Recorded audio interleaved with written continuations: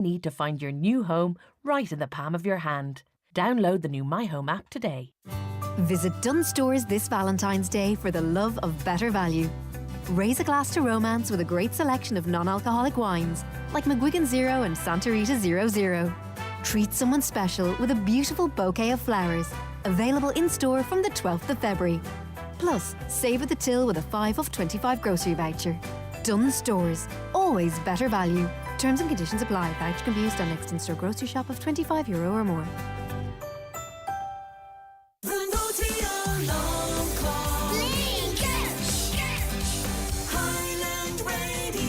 Have yourself a great Friday. Happy Valentine's Day. And I'm going to hand you over in good company now to Cupid himself. Today, February 14th, Hughes.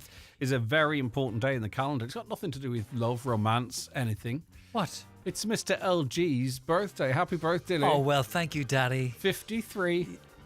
No. 52? No. 54. 52.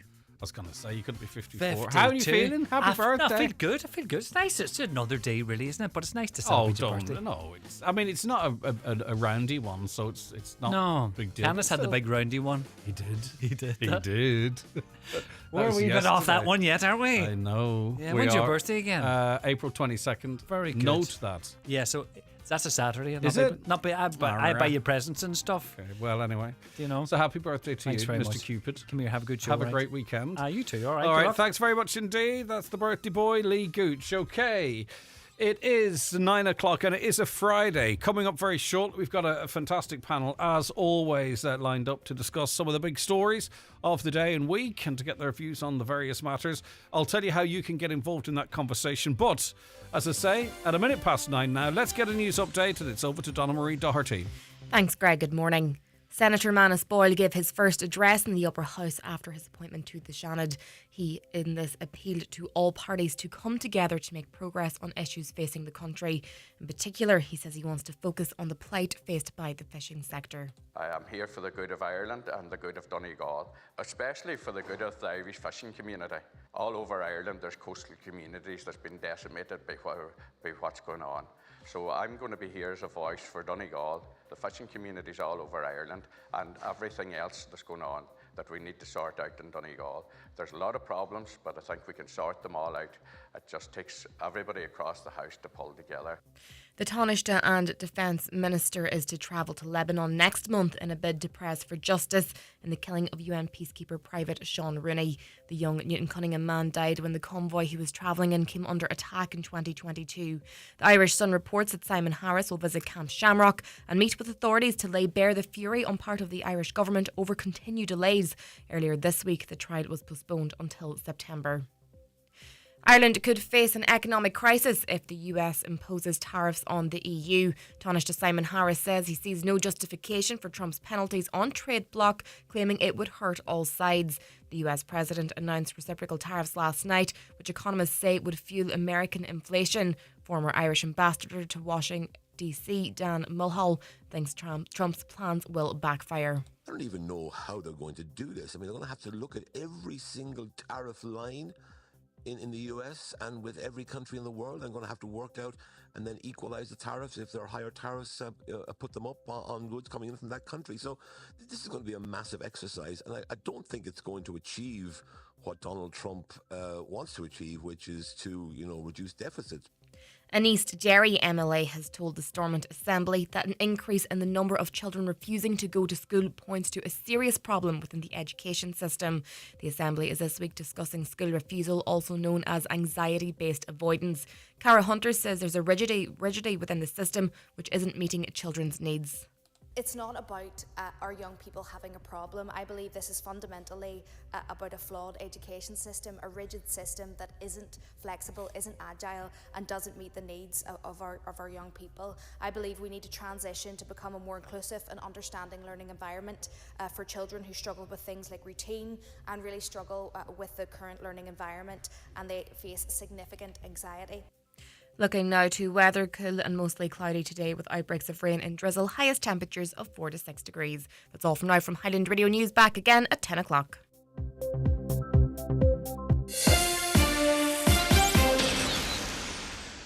We all have questions on how to keep our kids safe online. How do I get her to spend less time on her phone? Where do I even start with all the apps she's on? How do I talk to my students about bullying and social media? There are things we can do to support children online. Visit webwise.ie for free advice for parents, teachers and young people. From helpful guides to talking points on image sharing, gaming and more, visit webwise.ie, helping schools and families keep children safe online. Brought to you by the Government of Ireland. And now, it's time for the talk of the Northwest, the 9 to noon show with Greg Hughes on Highland Radio. Hello and a very good morning to you. 4 minutes past 9 on this Friday. Yes, indeed, it is the 14th of February. We do hope you're very well indeed, and we look forward to your company over the course of the next 3 hours. The first hour taken up by our Friday panel. We're going to discuss some of the topics of the day and of the week, and we want you involved in that conversation as well. So I'll give you the numbers: 086 60 25,000, that's the WhatsApp and that's the text number, or give us a call on 074 91 25,000. If you prefer to email, it's comments@highlandradio.com, and as always, you can watch the show. Go to YouTube, Highland Radio Ireland. You can watch on your mobile device or on your Smart TV or Fire Stick, and we're on Facebook and on the X platform as well. Right, Pat McCart's a columnist and former editor of the Derry Journal. He is with us. Good morning, Pat. How are you keeping? Good morning. Grand, Greg. Thank you. Very good. Great to have you with us. Great to see you. Hugh Friel, Traveller Men's Development Health Worker with the Donegal Travellers Project. Hi, Hugh. Hugh is either frozen or he's just ignoring me. I'll get back to him in a moment. Breed Corrin's a solicitor and she's with us. Hi, Breed. How are you getting on? Good morning. Happy Valentine's Day, Greg. Happy Valentine's Day to you too. It's good to have you on the programme as always. I might start off with a story that's making a lot of the papers today, and the focus is on what many see as another wasteful public-funded project. It's come to light now. The Arts Council spent €7 million in a failed IT system. We're kind of getting used to this type of stuff, I think. Arts Minister Patrick O'Donovan confirmed that an external review would take place after internal examinations by his department were completed earlier this year. At what additional cost, we don't know. But fundamentally, there are people within the council that made these decisions, managers who presume must stand over these decisions. And ultimately, should it not be clear what went wrong and who's at fault? In your opinion, Breed, should we need to put another layer of expense on this to get to the bottom of what appears to be another round of wasteful spending? Yeah. My brother, when he was young, used to love Laurel and Hardy. And Laurel used to always say to Hardy, "Wasn't that another fine mess you got me into?" I think this is the second or third time you and I have spoken about government waste. I just despair in relation to external consultants' reviews and ministers announcing more external consultants' reviews. You have a review, you have a report, but there's never any accountability in relation to what is in effect public money, and the lack of accountability in relation to the spending of public money. I'm just beginning to wonder, is there a culture of waste now in this country with regards to government spending? Does it come from the top? Because you could superimpose the wall outside the WRC, the bike shed in Leinster House, or those two words that I'm afraid that it's almost like saying Macbeth in the Scottish play, the Children's Hospital. It's just like a black hole, a cesspit where all these external consultants' reviews go to die and nothing is done. We don't learn any. This famous phrase that politicians love to use, we learn lessons from this. No, we don't. We never learn any lessons. I don't know what the problem is in this country with regards to learning lessons. I'm just wondering, do we need to bring in a Department of Government Efficiency like our friend Mr. Trump and the White House has done with Elon Musk? Maybe if we brought in Michael O'Leary, who seems to be our version of Elon Musk without the ego, or maybe with the ego, to bring in a Department of Government Efficiency, which is going to do a root and branch review of how we spend public taxpayers' money in this country. See, I don't know exactly what's going on in the United States as an example, but I was watching a press conference from the White House there recently, and we have what seems to happen here. We have our elected officials. They come out and it's not clear if they're responsible. Are they criticising? Are they defending it? Is it their responsibility? Who's responsible? It's not very clear. But now what we're seeing in the United States is the press secretary holding up sheets of paper and saying, this is €55 million that was spent on such and such. That's a disgrace. It can't happen again.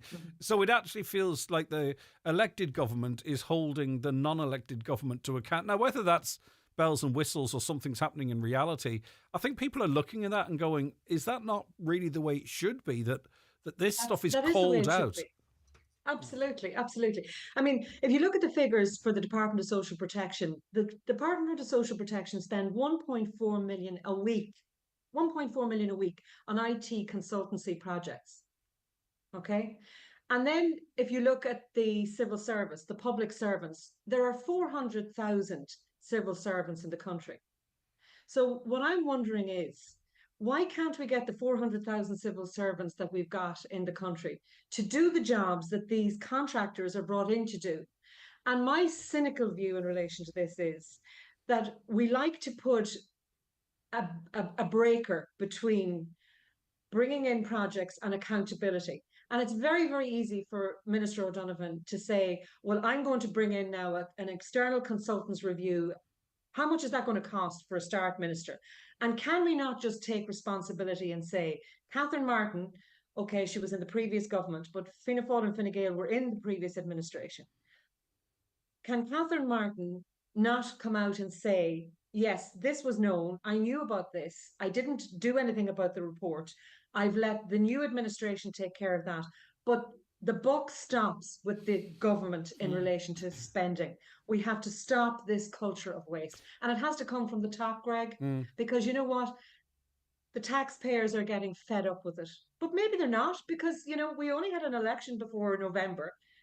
In November, maybe we're not fed up with it. I think maybe we're just. I think we vote on what we can get our head around, and we're probably only just getting our head around this. Pat McCart, what's your view? Because I'll give an example if you'll just indulge me for a second. Oisin Kelly gave me a ring. Oisin Kelly looks after IT here. I hope you won't mind me saying this. He gave me a ring during the week because an invoice came in. Sorry, he was going through the credit card, the company credit card, and there was a payment for €61 to a company.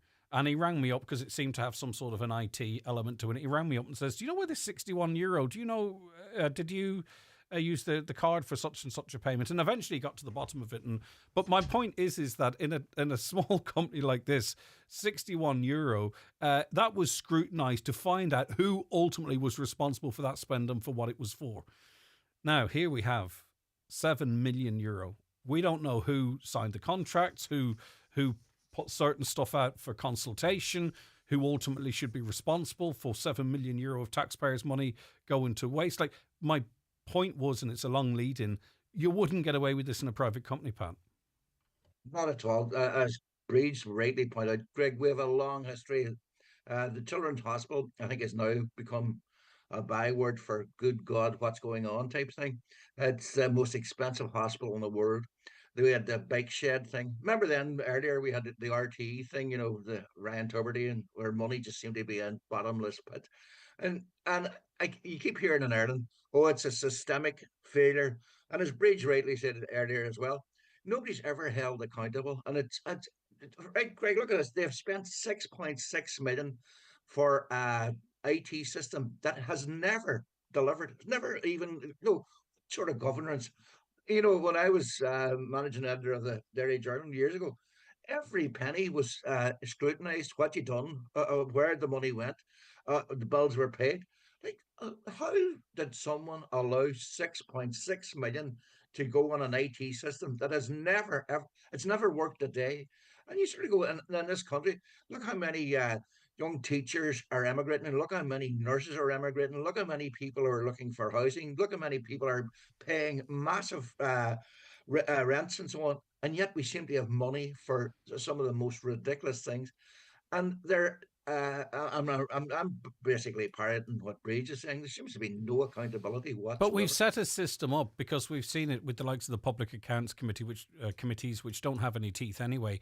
But there's back and forwards, and people come in, and everyone says, "Well, it's not my fault," and then they end, and then really, were no better off. Using the RTE example, the end result of that was a €750 million check for RTE. So, it worked out quite well for them. But how come we have a system that you wouldn't see in a private company, Pat, whereby it can be investigated by external consultants, it can go before the PAC committee and everyone can be questioned, and at the end of it, no one really ever is found to be responsible. No one is ever found to be responsible. The system is laughing. They will bring in an expert. They will bring in some sort of an expert to do an independent review, some sort of consultant who will get paid millions and will say, this can't happen again. And it will happen again. Okay, we do have with us Hugh Friel, Traveller Men's Development Health Worker with the Donegal Travellers Project. Hi, Hugh.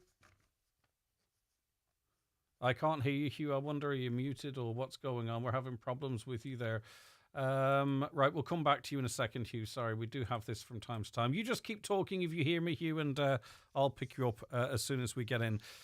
Doge, it is quite interesting to see what's happening over in the United States. Breed did reference that too, whereby you do have the government calling out the government, the permanent government, so to speak. Pat, I'll put that to you if that's all right. Yeah, it's very interesting what's going on over there. I don't know where you start in regard to what's going on in America right now. It's all over the show. I was reading there this morning. Olaf Scholz, the German Chancellor, he said that Europe could respond within an hour to any tariffs being introduced by the Americans. But I've sat and watched what's happening this last while, Greg, and it's unbelievable. I sat watching Elon Musk with a child on his shoulders in the Oval Office. I see Trump. He has the young press secretary who's looks like she should still be in school. It's unbelievable. I put it, I guess I really don't know. It's the most unusual way of governing. It's got a sort of government by press release and press conference. Trump, and so far, he's going to introduce tariffs. He's going to end the war in Ukraine. He's going to take Gaza away from the Palestinians. What else is going to happen? And well, we don't know. You wake up and you just don't know what's going to happen next. Hugh, I'll give one last chance before the break. Are you there, Hugh? No, unfortunately, your microphone's not enacted there, so I'll leave that with you and just say hello, and I'll pick it up whenever it comes. We're going to speak more generally about the presidency because, as I say, whilst this is happening on the other end of the world, every decision they seem to make, the ripples are like a tsunami over us. It's hard to pretend it doesn't relate to us. What's your views, by the way, listeners, on the Arts Council story? 7 million euro spent on a failed IT system. Another set of consultants are bringing in to find out what went wrong. Consultants were already hired. I don't know why there weren't people within the council that were able to actually administer the IT project. They had to get consultants in to do that, which seems a bit strange. But anyway, what's your views on that? 086 60 25,000, 086 60 25,000, or give us a call on 074 91 25,000. Back with more from Breed, Pat, and fingers crossed, Hugh, after we take this break. Affidia Letterkenny MIU, sponsors of today's show. Get expert treatment for breaks, sprains, burns, injuries and illnesses. Opening offer €100 consultation fee. Walk in Monday to Friday 10 a.m. to 6 p.m. at Scally Place, Letterkenny. Ireland's biggest ever tribute weekend is coming back to Donegal. Trib Bash 2025 is taking place at the Clanry Hotel, Letterkenny on the 14th and 15th of February. 6 of the nation's very best tribute shows take to the stage with show-stopping acts including Friday the 14th of February, Fleetwood Mac, Dolly Parton, Johnny Cash and June Carter. Saturday the 15th of February, The Eagles, Shania Twain and ABBA. Limited tickets available only online at eventbrite.ie. Trib Bash 2025 at the Clanry Hotel, Letterkenny. Luxury is not merely seen or heard or even touched. True luxury is experienced. It lies in the minute details that elevate the ordinary into the extraordinary. It's quiet spoken, but leaves a lasting impression. You know it when you feel it. Luxury begins with L. Lexus. Experience amazing. Discover the all-electrified range at Lexus Letterkenny. 2025 may be well underway, But don't forget about the old tax year. Log on to Revenue's My Account to check your end-of-year position and claim any tax credits you were entitled to. If you're due a refund, you'll get it within days. If you owe us money, we'll work with you on a payment option. My Account. It's quick, it's easy, and it's free. Need rapid care for a minor injury or fracture? Why wait when you can be seen today at Kingsbridge Northwest Minor Injuries and Fracture Clinic? See a GP with A&E experience and avail of further scans and surgery with highly trained nurses, radiologists and orthopaedic surgeons on site. Available Monday through to Saturday in Ballykelly for Leia insured and self-paying patients. Visit kingsbridgegpclinic.com today for further information. Highland Radio Time Checks brought to you by EirGrid, the operator and developer of Ireland's electricity grid. EirGrid, powering up communities, powering up Ireland. The time is... Welcome back. It's 9:20. A caller says someone else's money is easy spent. We give out and we give out about government overspending. We vote them back in again, a point Breed made. Reculture of waste. Would love to see the figures for free legal aid that is paid to the solicitors and barristers who stand up for recurrent law breakers. The innocent taxpayer is paying for it. Can the public see these figures? Yes, indeed, and they were published during the week. Actually, I'll try and dig them out. It gives a breakdown of those around the country who made the most money. But I'll go to you, Breed, on that. Everyone's, whether you like the person or not, everybody has a right to a defence. That's the law. And if you replaced it with something else... I know it's very, very hard for members of the public to understand why criminals get representation. I've been a criminal lawyer for the last 29 years. I've represented people who are innocent. I've represented people who are guilty. But the thing I always say to people when they say, friends of mine, if I'm out and they're saying, God, how do you represent people who are guilty? A criminal justice system has to defend everyone. And what I'd say to anyone who questions the amount of money that's spent on legal aid is this: if your son or your daughter, your husband or your wife or your partner was charged with an offence and brought before the court and couldn't afford a solicitor, wouldn't you like to think that there was somebody there to advocate on their behalf? And that's the basis on which our criminal justice legal system has to operate. Everyone has to have a fair trial and proper representation that's properly funded. A caller says the government likes the Irish emigrating, otherwise there'd be a revolution in Ireland. Breed, opening monologue and comments are 100%. She has an honest, sensible head on her, which is a wonderful Irish phrase. That's good, yeah. A wonderful Irish Irish phrase, yeah. Don't try me tomorrow. Morning, Greg. Don't forget about the €1 million printer the government bought that couldn't fit into the building. On speculation and misinformation in regards to knife attacks, sexual assaults, rapes and other such like incidents, it would be helpful if the media would report the story accurately rather than covering certain aspects up. Would be helpful to let the public know what's going on. That's on a separate issue.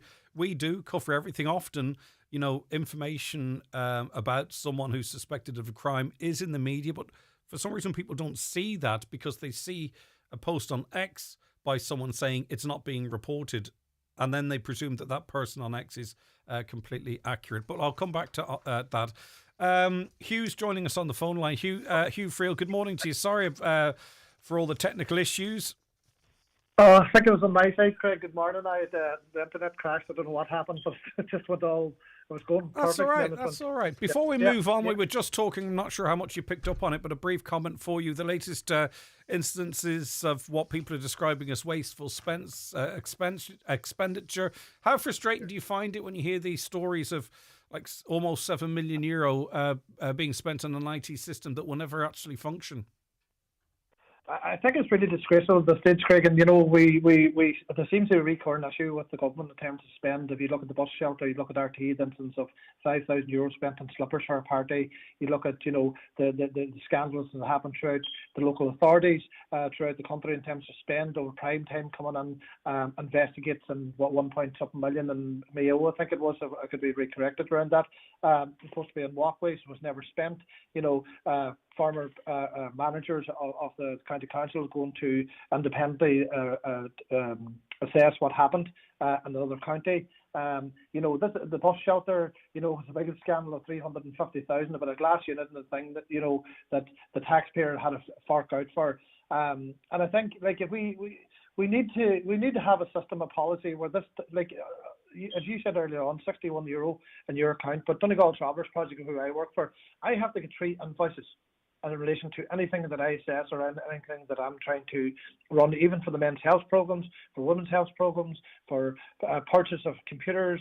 Everything that we do has to be scrutinised. It has to be accounted for. It has to be justified. So, it doesn't seem to be when it's the boys for the boys and who you are and what you are and what company you exist and how you are you in with Fianna Fáil or Fine Gael, in with the government, in with the big boys at the top, and you seem to get these big massive contracts like the Children's Hospital, millions and millions being pumped into it and continuously being pumped into it.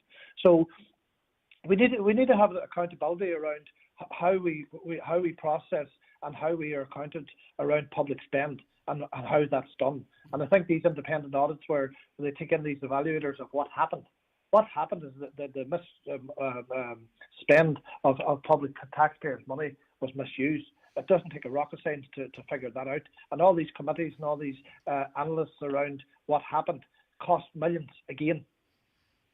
Now, in fairness, the Arts Council, to be fair, they said that they had the government in the loop the whole time, and it was the Department of Arts and Culture that was actually burying its head in the sand. And some members of the opposition are asking, were you made? You did know about this before the election? Did you purposely keep it quiet because you knew it would be controversial, and then could come out after the election as the saviours of the day? Right, Ukraine's President Volodymyr Zelensky will meet US Vice President J.D. Vance for talks in Munich later, with the war in Ukraine expected to dominate a major security meeting of world leaders. Zelensky's also expected to meet US Secretary of State Marco Rubio. It comes as Ukraine and its European allies are still reacting to US President Donald Trump's surprise announcement this week that he and Russia's Vladimir Putin had agreed in a call to begin talks to end the war. Pat McCart, Ukraine has been told that it should not expect to join NATO as part of any deal, that it should not expect to have its pre-2004 territory or 2014 territory returned to it.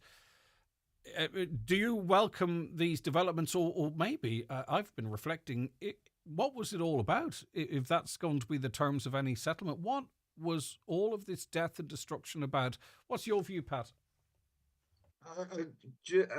I'm sort of working on the basis, Greg, that Trump is going to sell Ukraine out. But about 3 years ago, Russia invaded Ukraine. And now, Russia did have its reasons, but basically they invaded the sovereign country. Trump had an hour and a half conversation with Putin this week, and it seems that the Russians and the Americans are going to ignore the EU, going to ignore Ukraine, and going to carve up some sort of deal. Now, Russia controls about 1/5 of Ukraine as we speak, and they're saying they're going to hold on to this. Like in 2014, Putin invaded and took over, I think it was the Donbass region and Crimea. They're still there. The Ukrainians are basically saying they're fighting for our country. That's what we're fighting for. We have been invaded. And I think Donald Trump is going to very cynically just dump them. He's going to betray them. That's in my opinion. Now, I accept totally there are people probably listening. But what's the alternative, Pat? I mean, what is the alternative? How else does this come to a conclusion? Because the United States have said it's no longer going to put in the same amount of money to Ukraine. I think it's generally accepted that Ukraine cannot resist Russia without American support. So what's the alternative to this? Sending, young men and women into the meat grinder in perpetuity? The alternative, Greg, would be for it was an illegal war. I don't think people who invade another people's country should get rewarded, and I think that's what Trump has in mind. Now, Russia has genuine concerns in regard to what was going on in Ukraine, but I don't think you should sort of say if you invade a country and hold on to 1/5 of it, that okay, that's fine. That's well, the English got away with it, all right. Yeah, but look at there's 117,000 Ukrainians living in Ireland as we speak. There's a whole lot of them have gone into Germany.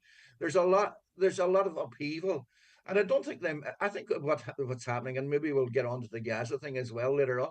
But Trump basically seems to think that he is now master of the universe, and whatever he says goes. Might is right, and there's no morals or any other thing involved. I'm not trying to give you a job as an armchair general, but again, I'll ask the question: what is the alternative, though, when you look at it? Negotiations and negotiations on a fair and equal basis. That the Russians go back to where they came from. That maybe Ukraine do not join NATO. That Russia gets guarantees that there will be no infringement. That they're have access to warm water ports for their fleet and so on. There are many ways this could be done, but rewarding somebody who has invaded another sovereign country is not the way to go about it. Hugh Friel, what's your view? I mean, it does seem to be that we are in the end game of this war, but it will come at a cost. It'll come at a profit to Russia and the United States, it would seem, but it will come at a cost to Ukraine. What's your view? I think, Greg, if we look at this, since President Trump has got elected, and his team behind him has excavated, like his power of social media, signing declarations, signing policies. They're running in America, the big major companies at the minute around diversity, slashing out diversity in their policies and re-implementing different policies within it. He's a man of stature that I see and foresee starting a global war. He wants to go down in history in different various ways. And psychology around that, I don't know, like if Michael D. Higgins came out with the half or quarter or even 1/5 of what he's saying and what he's trying to do would be, this country wouldn't take it. The people of this country wouldn't take it. I would assume they wouldn't. But his view on Ukraine and Russia, he's going to Russia to solve the war and boycotting Zelensky, and that's not going to happen. Zelensky will not bow down to the U.S. President, nor will he bow down to Russia. I think that's going to escalate things. I think it's going to make things worse. Where NATO and different various bodies, and the negotiation and peaceful talks around ending this war. I think Trump is around. He's escalating. He's trying to escalate things more than he is trying to resolve it. Is that a fair assessment, though, Hugh? And I have to play devil's advocate here, as you understand. I mean, he says the war should never have started in the first place. That Zelensky was, a puppet president. That NATO should never have been trying to sort of get so close to the Russian border. Russia is a massive, massive country, and it was squeezed and squeezed and squeezed, and eventually it bit back. The new world order can't be a world without Russia because they're too powerful. So rather than causing global conflict, has he not shown in the last couple of weeks that he's actually the person that cools the Cold War, so to speak, and brings Russia back into the fold, leaving a safer, more stable global situation? I don't know, Craig, how you can make that assessment. For starters. It's not my assessment. It's just we're talking. This man, in my opinion, is psychotic, and his policies and his power. It's around power and establishment and direction, that he's the dictator. And this is what the world's going to do, because Donald Trump has said, "I'm telling you to stop this war. I'm telling you, I'm taking over Gaza. I'm going to talk to Israel now." We'll go on that topic, but like he's prediction of who he is and what he is and how powerful. The man thinks he's God. He thinks he's God. There's no. So if he decided tomorrow that he wanted to take over Ireland, that it's in his power to say, right, I want Ireland. So do you know what I mean? He's that kind of a character of a man, saying we say it with Greenland and what have you. I'll come back to you, Hugh. I want to bring Breed in as well. Breed, I mean, obviously there's a couple of things going on. We might talk about Gaza, but just in terms of the US intervention in Ukraine, because it affects us, it directly affects us and directly affects 120,000 people living here now, as Pat quite rightly pointed out. But Breed, what's your assessment of what's happened over the last few days? I read a very, very interesting piece by Ian Robertson, who's a clinical psychologist in Trinity College. He's absolutely wonderful. If you ever get a chance to read anything that he writes, the man he applies psychology to real day world problems. And he says that the impact of power on the human brain is like cocaine. And that power and this sense of power that Trump now has, being back in the White House with that great result that he had, increases his testosterone, which boosts dopamine, which acts like cocaine. And he's got this delusion now that he can just snap his fingers and fix anything. So if you take that analogy that Ian Robertson, the clinical psychologist, used and apply it to what he's doing this week with Putin, who also, I would say, suffers from exactly the same fate as Trump. The ego in the room with those two men, I'm sure, is quite something. But if you think now that Trump thinks that he can just snap his fingers and he can fix everything, he can fix Ukraine, he can fix Gaza. What he's doing now is he's dictating the terms of settlement for this war, which you can't do. I don't. International law precludes any nation from dictating to another sovereign nation the terms of settlement. He's telling them that they can't join NATO. Well, we all know what Trump thinks of NATO anyway, so that's no surprise. But he's also telling Ukraine that they have to cede some of their national territory, and that's extremely dangerous. Mm-hmm.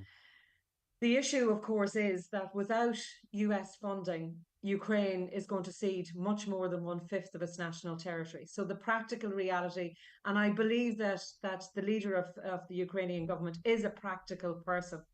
He's going to have to sit at the table and suck up an awful lot of the ego of Trump and Putin and tell him what the terms of settlement are. And Europe are going to be completely, Pat is quite correct, Europe are going to be completely sidelined out of that, because at the end of the day, Trump thinks that NATO is a waste of time and money. He also has no regard whatsoever for the European Union. And all of this is playing right into his egotistical hands. And I'm afraid that the Ukrainians are going to have to suck up an awful lot. And what it means, and Pat is quite correct, what Trump has done this week is he is rewarding Putin for his bad behavior. And we all know... Do we have to take any responsibility for this, though, in that, we have been... and I hope people understand when I say we have been fighting a proxy war with Russia in Ukraine at the expense of the Ukraine people. And I know it comes down to ceding maybe 1/5 of their territory and all that kind of stuff. But do we not have to sort of reflect and say how much of responsibility we have to take in relation to this and to support it going forward? It's easy for us to sit in the comforts of our homes, thousands of miles away from these bombs. But at the end of the day, it is the Ukrainian people and mostly young men who are effectively, holding the line with Putin on this. And hundreds of people are dying or being maimed every single day. But that's war. Mm. That's war. How can a small nation of 6 million people affect the national or international politics with regards to what's going on at the minute with the egomaniac that we have in the White House, mm-hmm. the complete psychomaniac that we have in Moscow, and then a nation that's right on our doorstep, that's right at the edge of Europe. I've often thought actually that it's at times like this that we should embrace our European Union our membership of the European Union much more, mm-hmm. and just basically just say our foreign policy is that of the European Union. But Trump, unfortunately, does not give one jot for what the European Union thinks. And another thing that happened quite interesting in the last couple of days that might have gone over people's heads is the money that the US put into supporting Ukraine wasn't a loan. It was just support. And Donald Trump now has reframed it as a loan that must be paid back through earth and minerals and what have you, which is... Greg, he's looking for 500 billion in rare metals from the Ukrainians. He's already put that in the record. And the other thing I think it's often overlooked as well, most of the weapons the EU have supplied to Ukraine have been bought from American armament companies. So the Americans have got very, very rich on, or a lot of American businesses particularly have got very rich on what the EU has spent buying. So just before we move on, none of you see the developments of the last couple of days as a positive, that we could have a pathway to ending a war that probably has no other end. It's just us, the West. What's positive about ignoring international law, Greg? What's positive about international law and the rules of international law being completely ignored and allowing someone in a foreign jurisdiction, i.e. the United States, dictate terms of settlement? What's positive about that? No, I can't counter argue that. I was Yeah. just posing the question. Yeah. Hugh? I But feel the the same, thing, Greg. Greg, as as well. One well second, Pat. Trump- Hughes. 1 second, Pat. Hughes, Sorry. sorry, come in there. No, don't be I sorry, was Pat. just saying, Brady was saying there, it's exactly right, and I think the terms and conditions of the international law and the Security Council and the different various bodies. The Security Council has the biggest, I suppose, Brady with more reason with this regard, but they have more the power of around the conflict and the war. But Trump's intervention or trying to intervention is a power dynamic, and as I said, that it's a maniac style of leadership. I don't know how he's got there by the populist vote.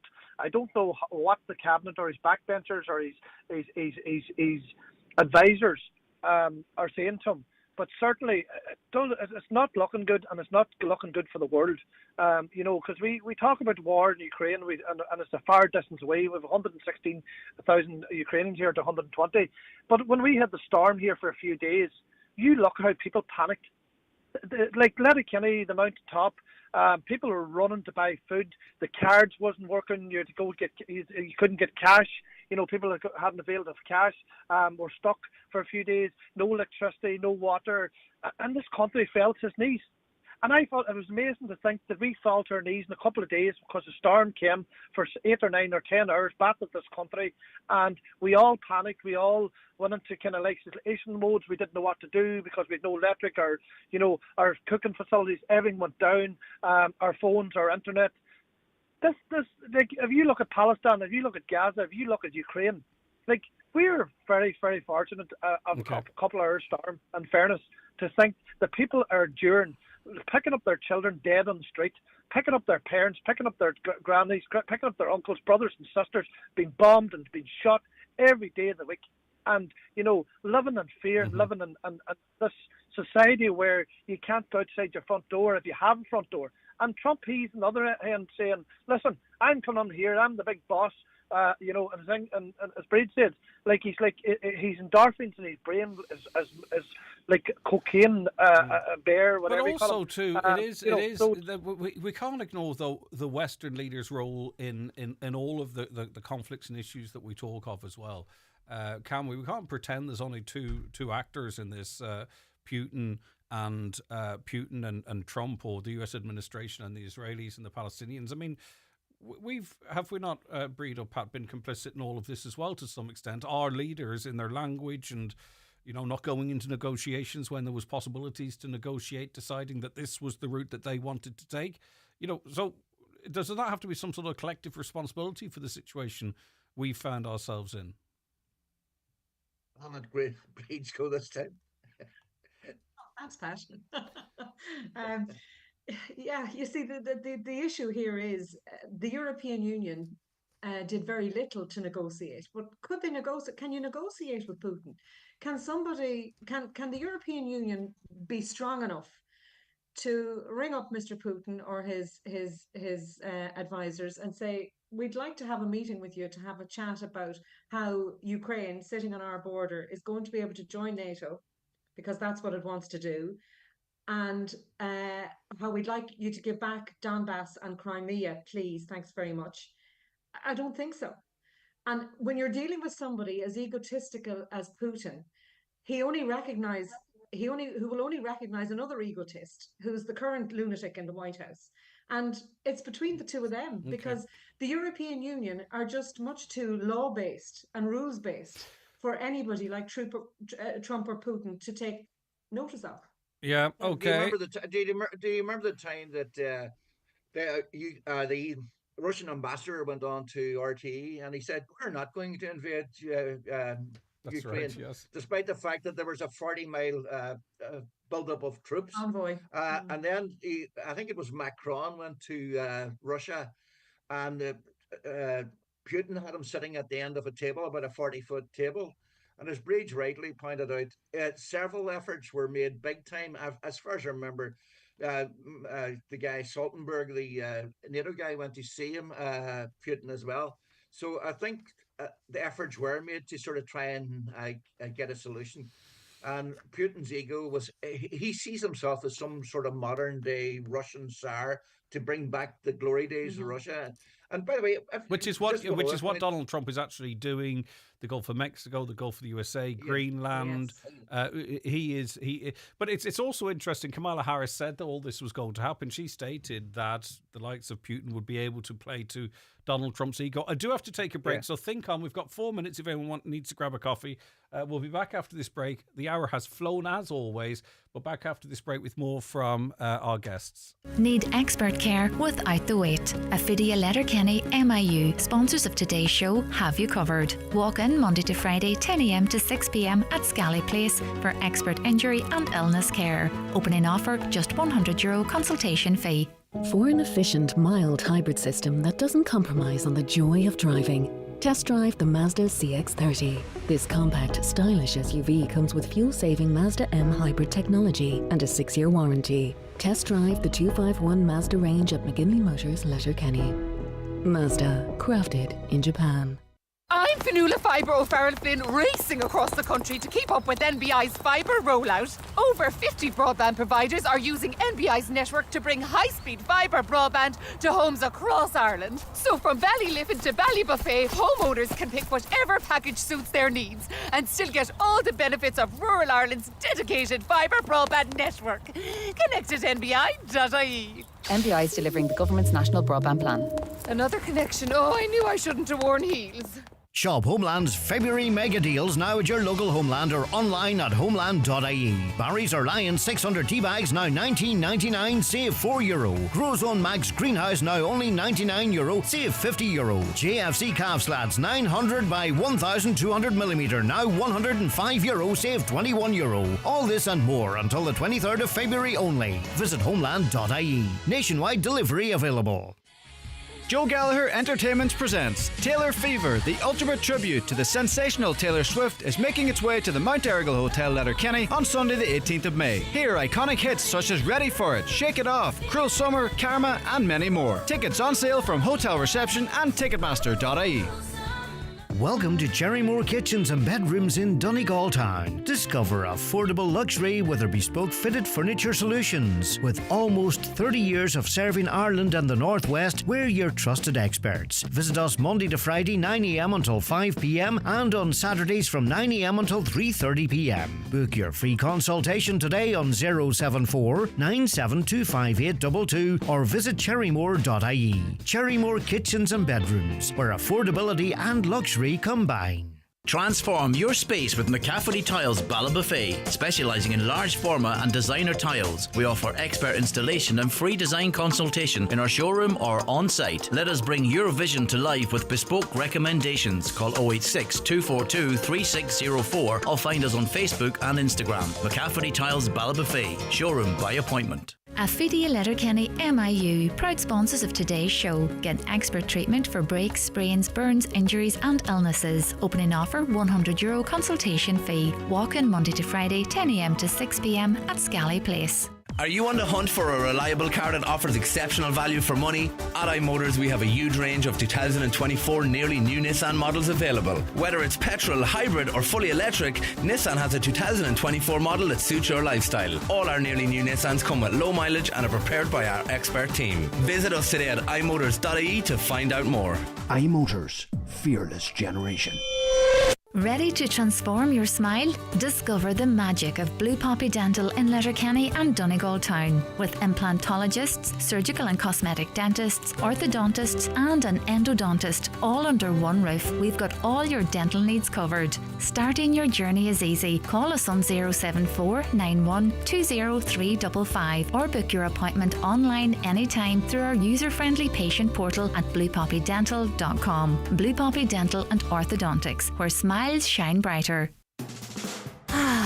Looking to upgrade your home? Ready to dine in style and lounge in comfort? Well, get ready for our sofa and dining sale happening now at Easy Living Furniture. Score incredible deals on sofas, dining sets and more. From sleek and modern to cosy and traditional, we have the perfect pieces to match your style and budget. The spectacular sofa and dining sale is now on in Easy Living Furniture. Crescent Link Retail Park, Derry, Londonderry.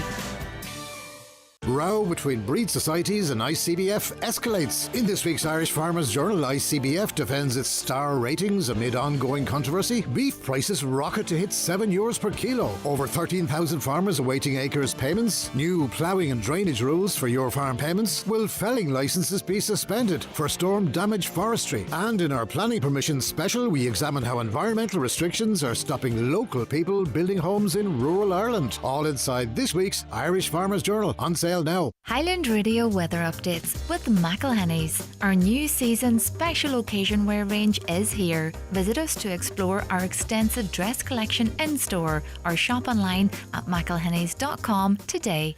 Right, the weather forecast for today, I think compared to the rest of the country, we're not doing too bad. Mostly cloudy and mainly dry. Moderate east to southeast winds will increase fresh to strong and gusty through the evening. Just a quick one on this, and I think we've done this a couple of times by coincidence, Breed. It's not people actively sort of trying to bring up legal questions because you are a solicitor, but they asked, and it might be just interesting, how do you sleep at night defending someone you know that's guilty? I think was the thrust of the question. As a self-employed solicitor, so there's some nights I don't sleep. I do a lot of family law, and that can be very, very difficult as well. I trained as a solicitor. I'm now qualified 29 years.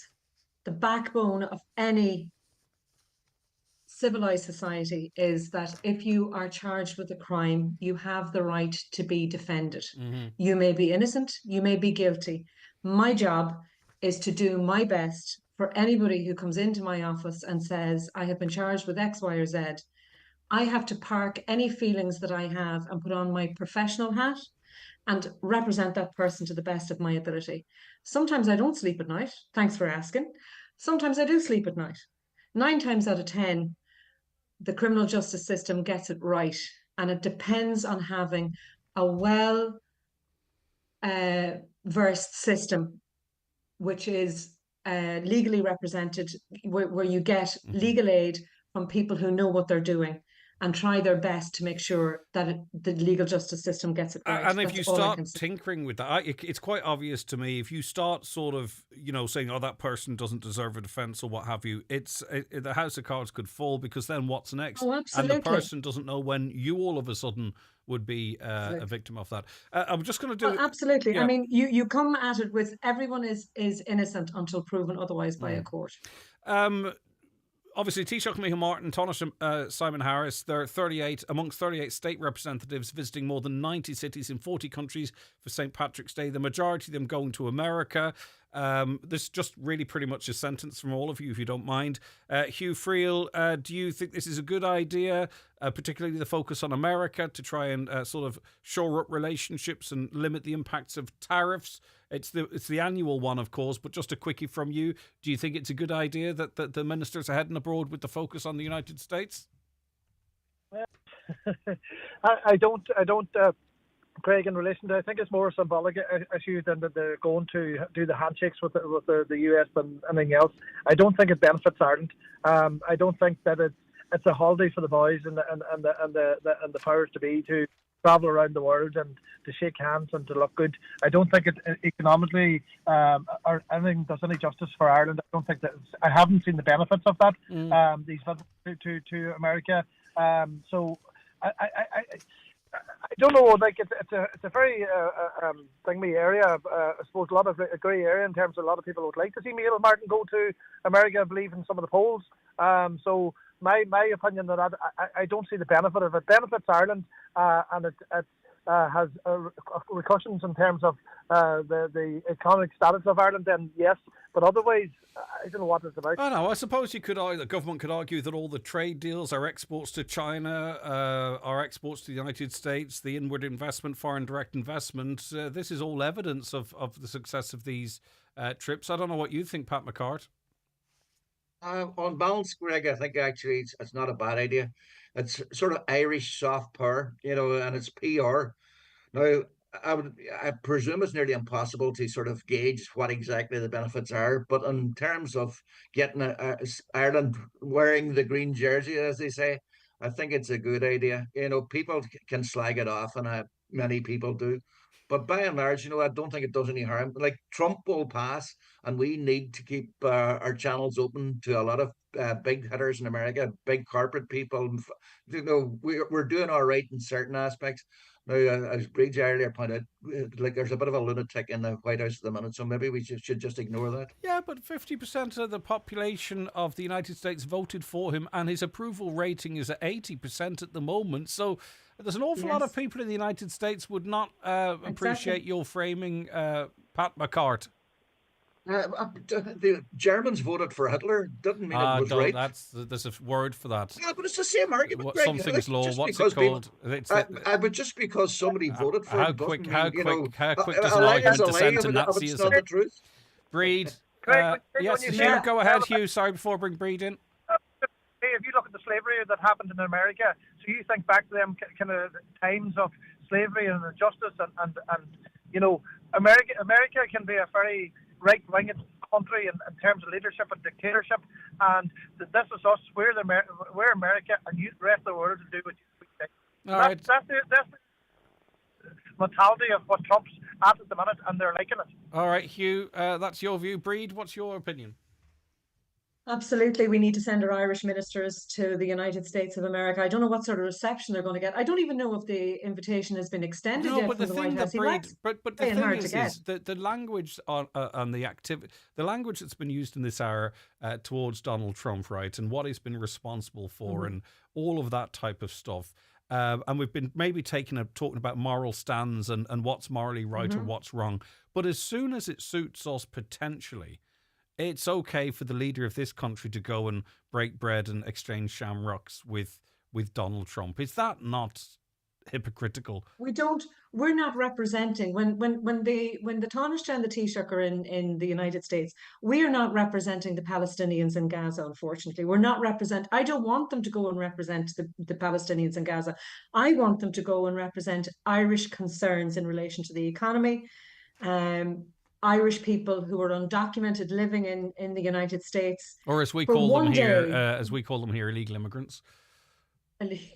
Well, no, in America they're undocumented Irish, and if you're British and you're in Spain and Portugal, you're an expat. But if you come here, you're an illegal immigrant. They're all the same category of people. Now you can argue the toss, but we're all in the same boat. Our problem is this: we are a very, very small country. For one day of the year, we get to fly a flag. No other nation in the world gets that exposure for PR for the day, and we have to park. Unfortunately, we have to get off our high horses, our high moral horses, for one day and do the best for the Irish economy, because God knows the politicians need so much money to waste. And we need to bring in as much as possible. Breed, thanks so very much indeed. I really enjoy your company as always. Breed Corrin, take care of yourself. Thanks so much indeed. Thank you. Pat McCart, God bless you. Lovely to speak to you. I hope you have a lovely weekend. Thank you, Greg. All right, take care of yourself. And Hugh Friel, thanks for overcoming the technical issues. It's been nice having you on the show. Lovely having you on, in fact. Have a great weekend, Hugh. Same to you, Greg. Same to you. Okay, bye-bye. And make sure plenty of romance. Don't drop the ball on us. Okay, good man. Breed Corrin, solicitor. Pat McCart, columnist and former editor of the Derry Journal. Hugh Friel, traveller, men's development health worker with the Donegal Travellers Project. And you at home, at work, wherever you are. We've had a tremendous response on the phone lines. I mean, as it turns out, we can't curate the panels as much, but obviously a lot. They are of like mind on certain issues as well. Not so much our listeners, though, and I'll be platforming those views and those opinions, which are incredibly important, of course, after the news and obituary notices. Affidia Letterkenny MIU, sponsors of today's show. Get expert treatment for breaks, sprains, burns, injuries and illnesses. Opening offer €100 consultation fee. Walk in Monday to Friday 10 a.m. to 6 p.m. at Scally Place, Letterkenny. Calling all lovers. We have everything you need this Valentine's at Centra. Like Inspired by Centra Irish Hereford sirloin steaks, 440 gram, only €8. Selected Inspired by Centra breakfast items, any 3 for €6. And Cadbury Milk Tray Big Box, only €9. Offer ends Friday. Spread the love. Centra. Live every day. If you have a cough, flu, sore throat, or if you're just feeling miserable, don't suffer through it. At McGee's Chemist, we have the expertise to help you feel better. Our pharmacists and experienced staff will recommend the most effective over-the-counter solutions and give advice on how best to manage your symptoms. At McGee's, we have a wide range of trusted brands and products to help you recover. McGee's Chemist, Main Street, Letterkenny. For healthcare help and advice you can always trust. The speed limit on many rural local roads has been reduced from 80 to 60 kilometers per hour. As speed contributes to a third of fatal collisions, this greatly reduces the risk of death and keeps everyone on the roads safer. Your local authority has implemented the 80 to 60 kilometer reduction on your road network.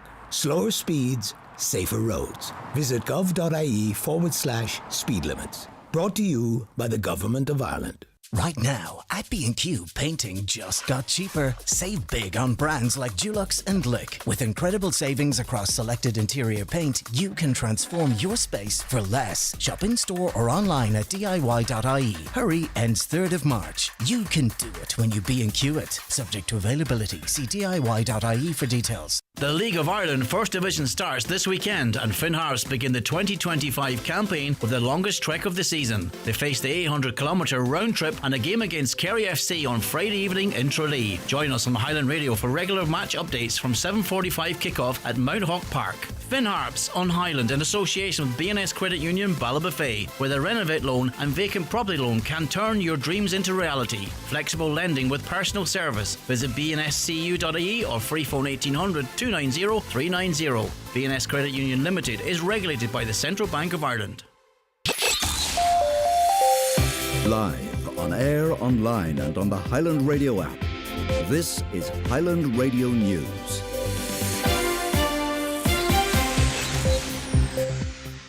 Good morning, it's Donna Marie Doherty with the news at 10 o'clock. €42.4 million has been allocated for roads in County Donegal from central government. It's part of a national programme of €713 million. €21.4 million will support road restoration and improvement in the county. The R263 Fincher Bridge and Road Realignment Project has been listed as the most expensive, having been awarded €3.5 million. An investigation has been launched following a 3-vehicle collision on Fifen Road near Castle Derg. It happened on Wednesday afternoon at around 2:25. Police in Strabane are appealing to those with information or dashcam footage to get in touch. A former editor of the Derry Journal has questioned why there's been no accountability in spending on the state. Earlier this week, it was revealed that over €7 million was spent by the Arts Council on an IT system that ultimately failed and was never used. Pat McCart says in his experience in the business world, all expenses had to be justified and accounted for. He believes the same rules should apply to government spending. You know, when I was managing editor of the Derry Journal years ago, every penny was scrutinised, what you done, where the money went, the bills were paid.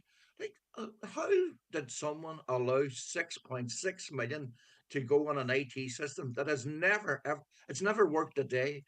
And you sort of go, in this country, look how many young teachers are emigrating, look how many nurses are emigrating, look how many people are looking for housing.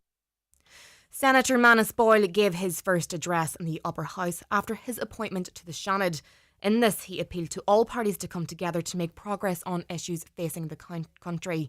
In particular, he said he wants to focus on the plight faced by fishermen. I am here for the good of Ireland and the good of Donegal, especially for the good of the Irish fishing community.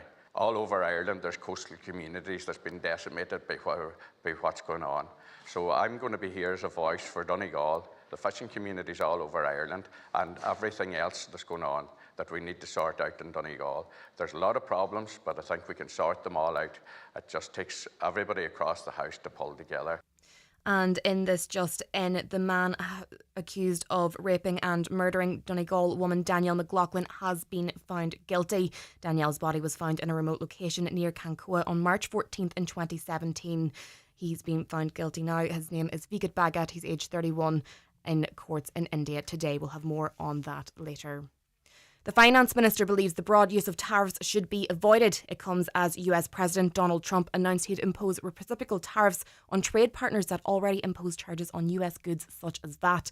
In his announcement, President Trump says he thinks the European Union has absolutely brutal in its trade ties with the United States.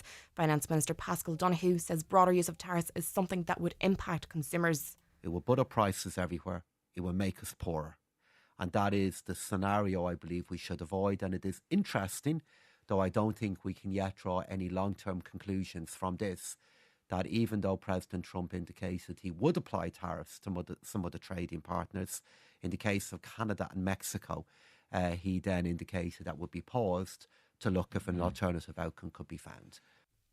An East Derry MLA has told the Stormont Assembly that an increase in the number of children refusing to go to school points to a serious problem within the education system that needs to be addressed. The Assembly this week is discussing school refusal, also known as anxiety-based avoidance.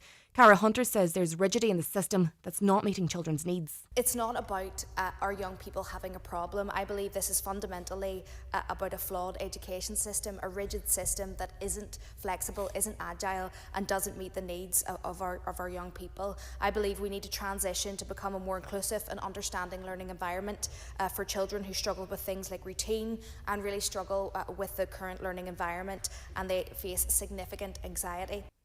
Publicans want the 9% VAT rate brought in from budget day later this year. They're unhappy with the finance minister's indication it won't kick in for food hospitality until January 1st. The Licensed Vintners Association says pubs have been suffering due to cost pressures imposed by the government. And having a look now to weather, cool and mostly cloudy today with outbreaks of rain and drizzle, highest temperatures of 4 to 6 degrees. That's all from now from Highland Radio News, back with headlines at 11 o'clock.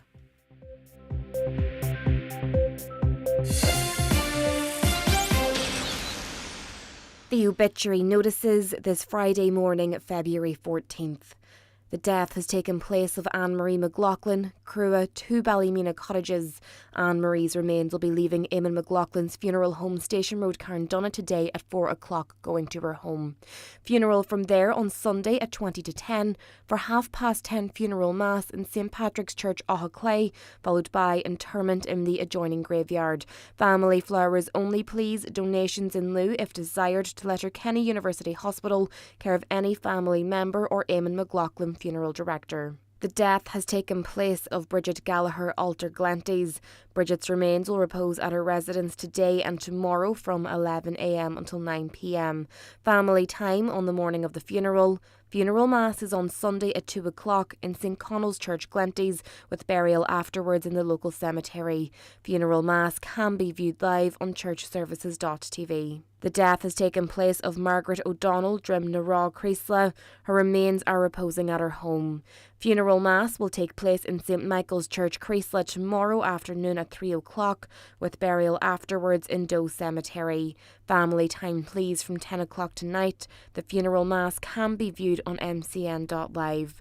Family flowers only, please. Donations in lieu if desired to Donegal Hospice, care of any family member or James Harkin funeral director. The death has taken place of Stephen Holmes, 11 Greaves Park, Strabane, reposing at his home.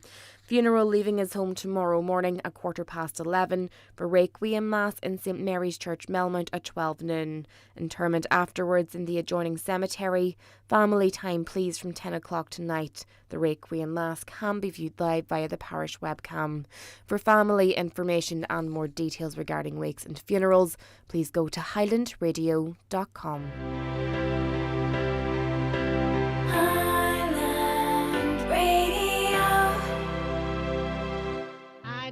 Ever considered what a farmer, a retailer and an ice cream van owner have in common?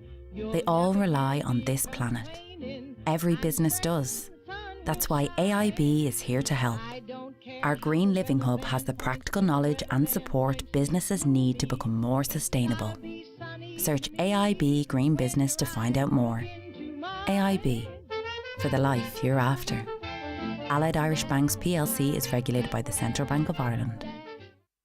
Text or WhatsApp your view to Greg on 086 60 25,000. And you have in your hundreds. Thank you so very much indeed. Do your panel want to keep wars going? Is a simple question asked by a listener there.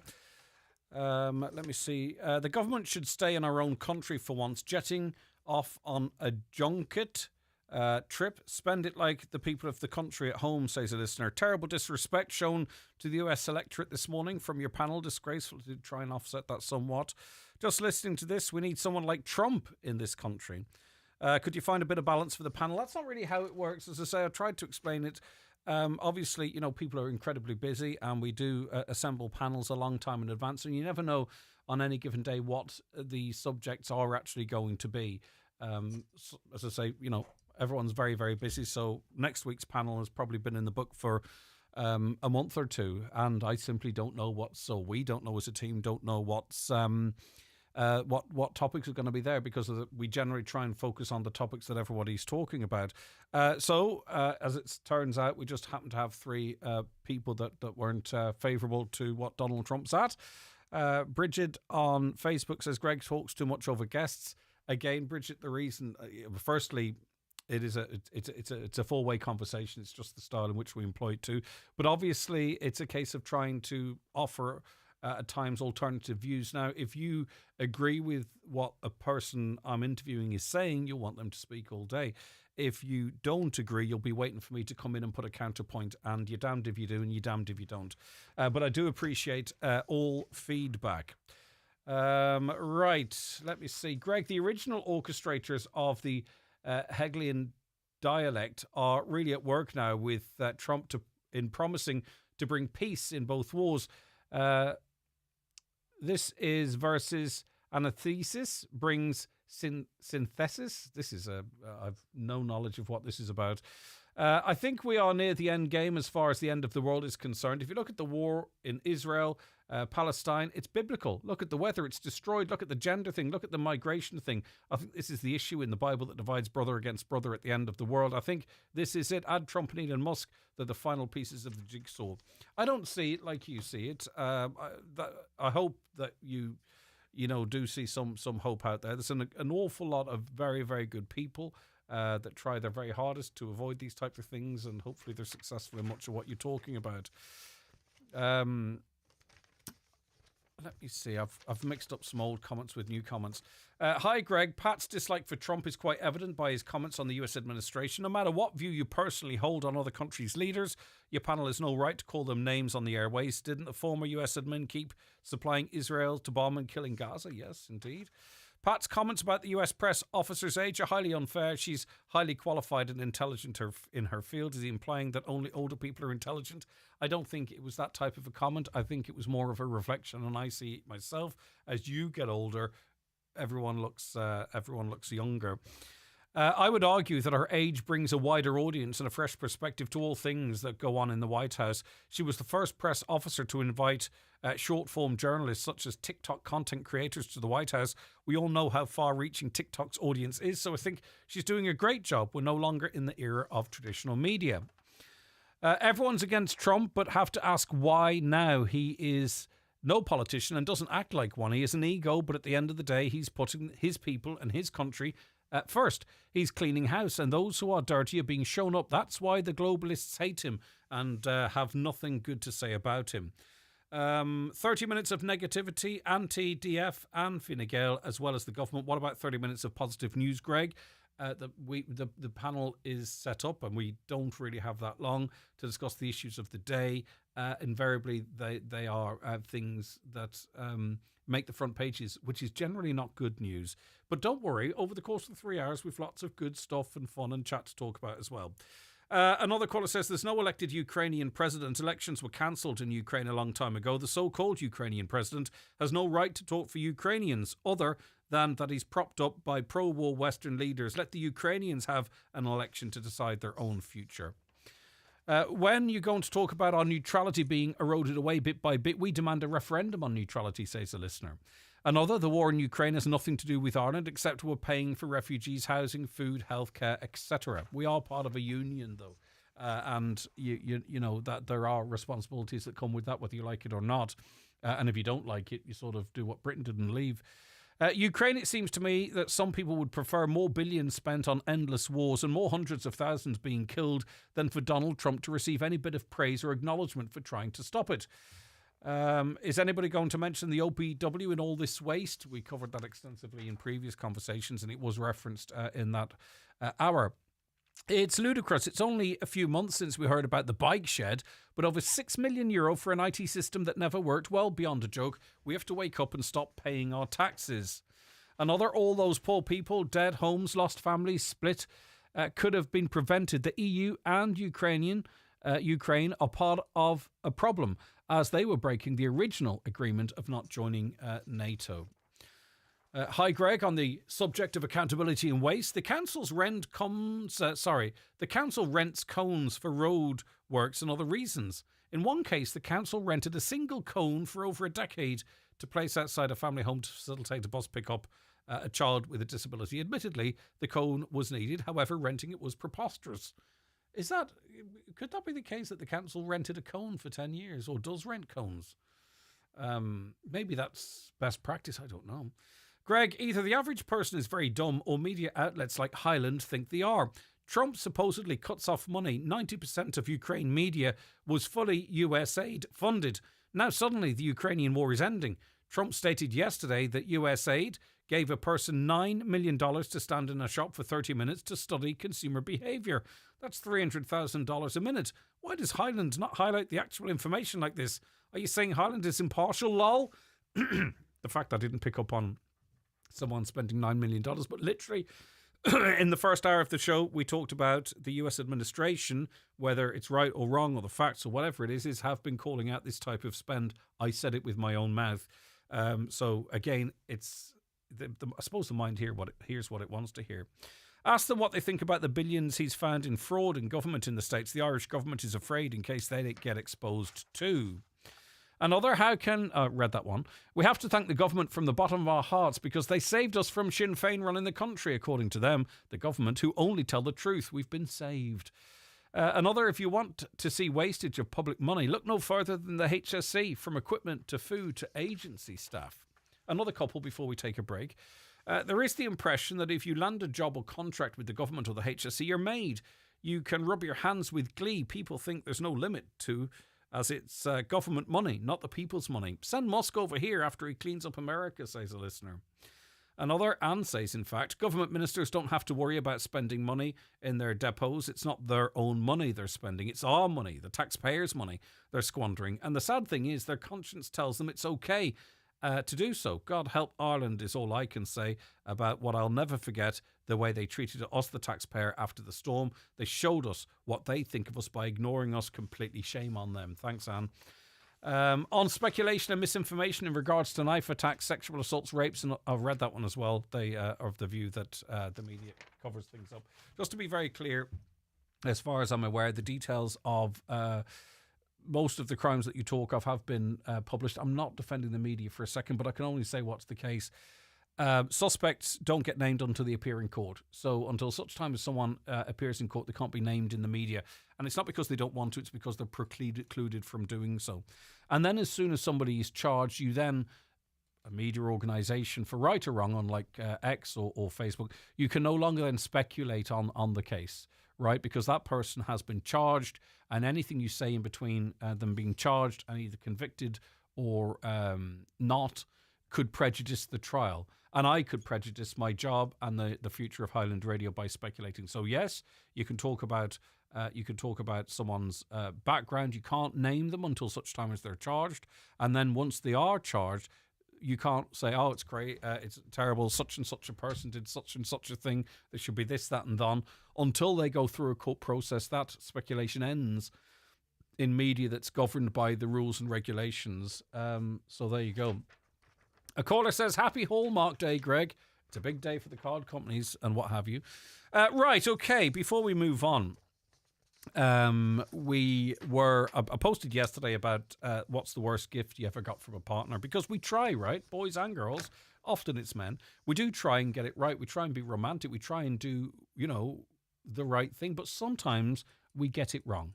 And sometimes we give people presents that aren't fantastic presents. So I put it out on social media, what was the worst present you ever got, either for Valentine's Day or whatever. And I want you, where you're listening today, to get involved if you have any funny wee stories for us. Martina told us that I used to never get anything for Valentine's Day, as it's my birthday the next day. So the excuse was, sure, there's no point wasting money when it's your birthday the next day. You got to love the romantic knot. Thanks, Martina. Yvonne said, I got an iron for having our first child. Needless to say, it didn't last long, but the iron's going strong 18 years later. Okay. Well, at least you got an iron out of it. Deirdre said, many, many moons ago, an ex bought me for my first Christmas present an iron, an ironing board, a kettle, a kitchen clock, a cookery book, and perfume, which was worse than fly spray. Maria says, long ago I received 5 vases but no flowers, a small empty jewelry box, a bag of potpourri, all on different occasions. Thanks to the development of Amazon, it totally changed my life. Now I just go and pick what I want and add it to his basket. Good woman, Maria. Graham says, I was going to buy my wife something, but then I didn't bother. He points out that it's the thought that counts. Graham, that's not how that phrase fits in, but I get it. Jackie says, the worst gift I ever got was a chip pan. Isabel got a mop, Isabella. Shirley says, a light-up makeup mirror. I seldom never wear makeup. He's learned his lesson since. Good stuff, Shirley. Raphael says, my dad put my sister on my mum's tummy. She was delighted, but I never forgave them. Right, okay. James says, Anita says, the time... Oh, sorry, this is Anita Rosny. Our own Tommy Rosny was called out. His loving daughter... Anita hung him out to dry. The time Tommy bought Margot a blue microwave when she was expecting a black leather jacket. True love. Enduring love, though. Great couple. But Tommy got it wrong on that occasion, and I'm sure he's got it right since. Let me see. I got a toolbox for Valentine's one year. This is from Louise. It had a few tools and sharp objects. I did point out how these tools could really hurt, though. Doris, first Christmas we were married, he got me a dishwasher. Well, if you needed one, Doris, but it's not romantic, is it? Mary said, I think I got an ash bucket one year. That was before the girls grew up and changed things or shopped for him. It's good to have the girls, Mary, isn't it? A mop bucket. Andrea got a torch, a tire inflator to keep in the boot for Valentine's Day.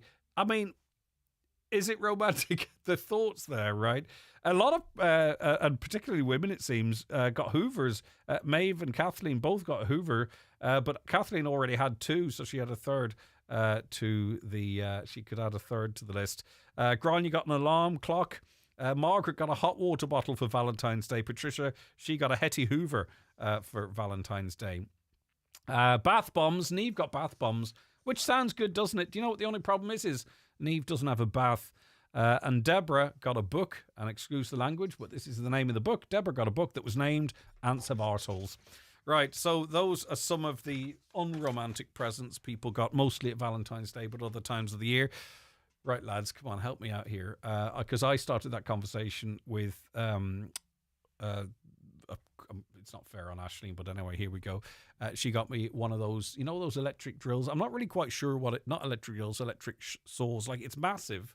It's about a foot long, and then it's got a tiny, 7-inch blade on it. I don't know what you're supposed to cut with it, but anyway, got it for Christmas, opened it up.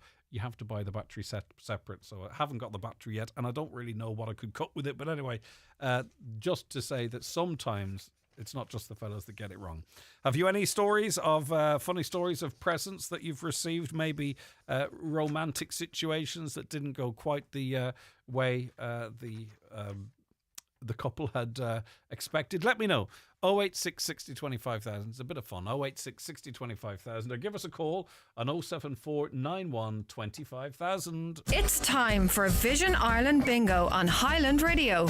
It's Friday, the 14th of February. You're playing for the daily prize of €600 on the yellow sheet. The reference number is S15. It's game number 7. The numbers are 50, 36, 69, 57, 76, 35, 27, 81, 68, and finally 29.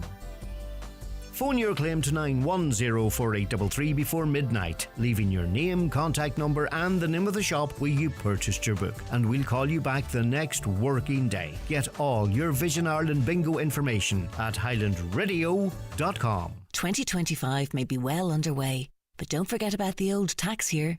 Log on to Revenue's My Account to check your end-of-year position and claim any tax credits you are entitled to. If you're due a refund, you'll get it within days. If you owe us money, we'll work with you on a payment option. My Account. It's quick, it's easy, and it's free. Connect Hearing is open for free hearing tests. Our audiologist is available Monday to Friday for wax removal services at our Letterkenny Clinic in the Courtyard Shopping Centre. We also offer a home visit for those who aren't able to visit us. Our hearing is our social sense. Are you finding hearing more of a challenge? Call Ursula today on 07491 13296 to make an appointment. Good hearing helps us to connect to our family, friends and loved ones. Connect Hearing, connecting you to life. In these difficult, turbulent times around the world, people all over Ireland are selflessly working to help those in need. The Irish Red Cross Humanitarian Awards are here to celebrate these incredible people. Go to redcross.ie and nominate a volunteer or group in the community who you think deserves an award. Nominations close Friday, 21st of February. The Irish Red Cross Humanitarian Awards. Because good deeds matter. Visit redcross.ie. Need expert care without the wait? Affidia Letterkenny MIU, sponsors of today's show, have you covered. Walk in Monday to Friday 10 a.m. to 6 p.m. at Scally Place for expert injury and illness care. Opening offer, just €100 consultation fee. I suppose the argument could be made that there is a concern that Vladimir Putin and Donald Trump are looking to resolve the situation in Ukraine without Ukraine having an equal voice in that. And I suppose earlier on today we've been discussing the situation without hearing directly from people it would affect, i.e. The Ukrainians. It will affect everyone. But Olena joins me on the programme now. Olena, thank you for taking the call today. I do appreciate it. Hello, nice to meet you. Right, okay. So what is your assessment of what's been happening over the last few days, Olena? What are your emotions? Of course, my emotions are not very good because USA always was a big partner of Ukraine, and in the times of Biden, we got a lot of support, both democratically, by weapon, by the finance support, and it helped, of course, Ukraine to survive as a country and keep going our democracy and be independent. And now this loyalty of Trump administration or his personally to Vladimir Putin and Russia, it's a big, as I think it's a big shame for USA as for the democratic world, as the leader of the democratic world, and for us it's a very big disappointment because we got a lot of help from USA, and now we understand that we need to find the support in other European countries who, of course, support us because they understand what the democracy and is very important in this world. Mm-hmm.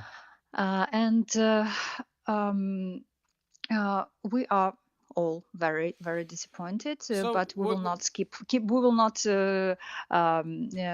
we will keep fighting again, and of course we will not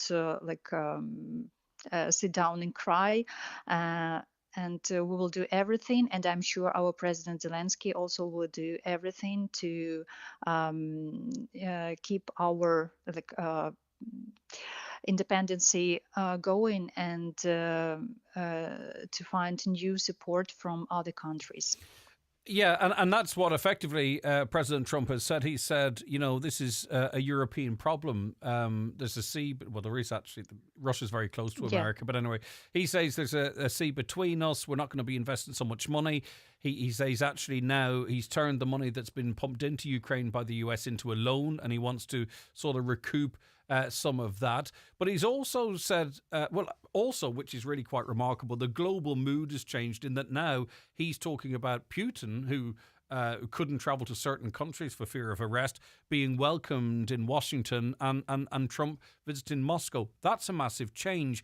And the Yes. US administration have also said that NATO, the joining of NATO, is off the table, and also that Ukrainians could not expect to have their borders restored to pre-2014. What can Ukraine do in that situation when you've got this superpower stating it as that? Yeah, of course, this now these words of Trump, they are different from what USA was claiming before, and uh, all people are think that still we will keep fighting for all of our territories, that we will not let this agreement be, especially like without taking part in it of Ukraine. And I think that our people will not accept this agreement. Because all our territories are very important for us, and we will never refuse uh, giving any territories for Russia.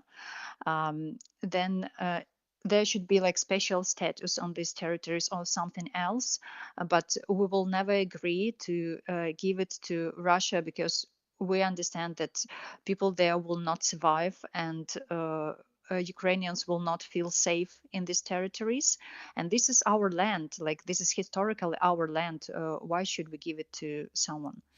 Alina, a lot of people's initial reaction is that there's an incredible loss of life, and that Ukraine and Russia are losing an awful lot of primarily young men to stand still effectively, and that without the US backing, it'd be very difficult for Ukraine to hold Russia back. And in fact, they may end up taking more than the fifth of Ukraine that they currently have control over. Does any part of you say that, this does have to end? How many more young lives have to be lost needlessly, some would say, and others would say for great need, sent to the front line? Like, how do you balance all of that in your own mind? Yeah, of course, it's a big tragedy that so many people die, and especially young people die, and so many families are destroyed, and destinies are destroyed. So many people left abroad, as me, and we can't come back to our land. And of course, this death should stop. But Trump wants to stop them by making Ukraine weak, and by giving our territories and just receiving his money back, which they have already spent for this war. So he sees it's just like a project, just like a business. But for us, it's our lives and the future of our country. And the way how he can stop these deaths, he can push on Putin and Russia. But after this conversation that they had, all the world saw that Putin just refused to stop the fights. He just refused to stop the fire.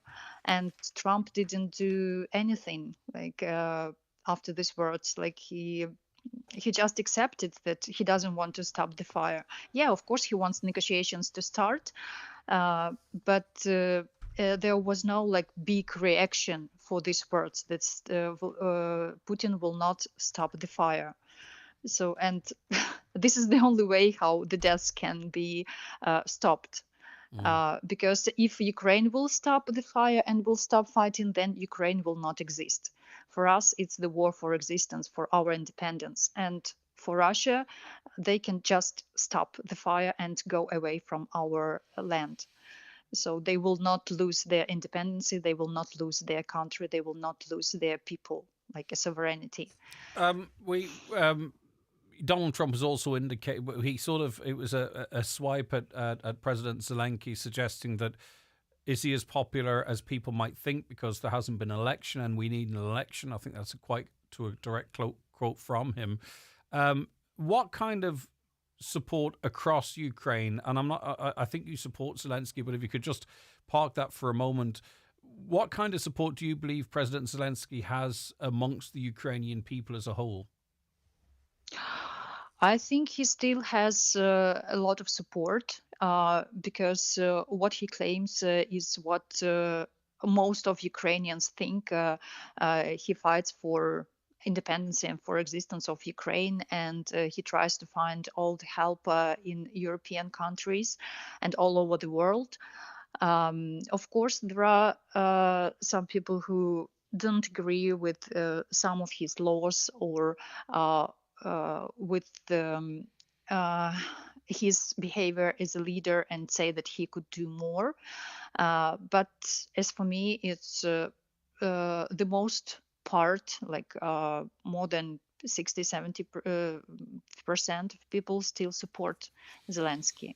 And there's no possibility to make elections now because it will destroy the country. It will make a big mess inside, and we have a big enemy outside. We cannot make any changes now inside because it can destroy the country, and everybody understand it.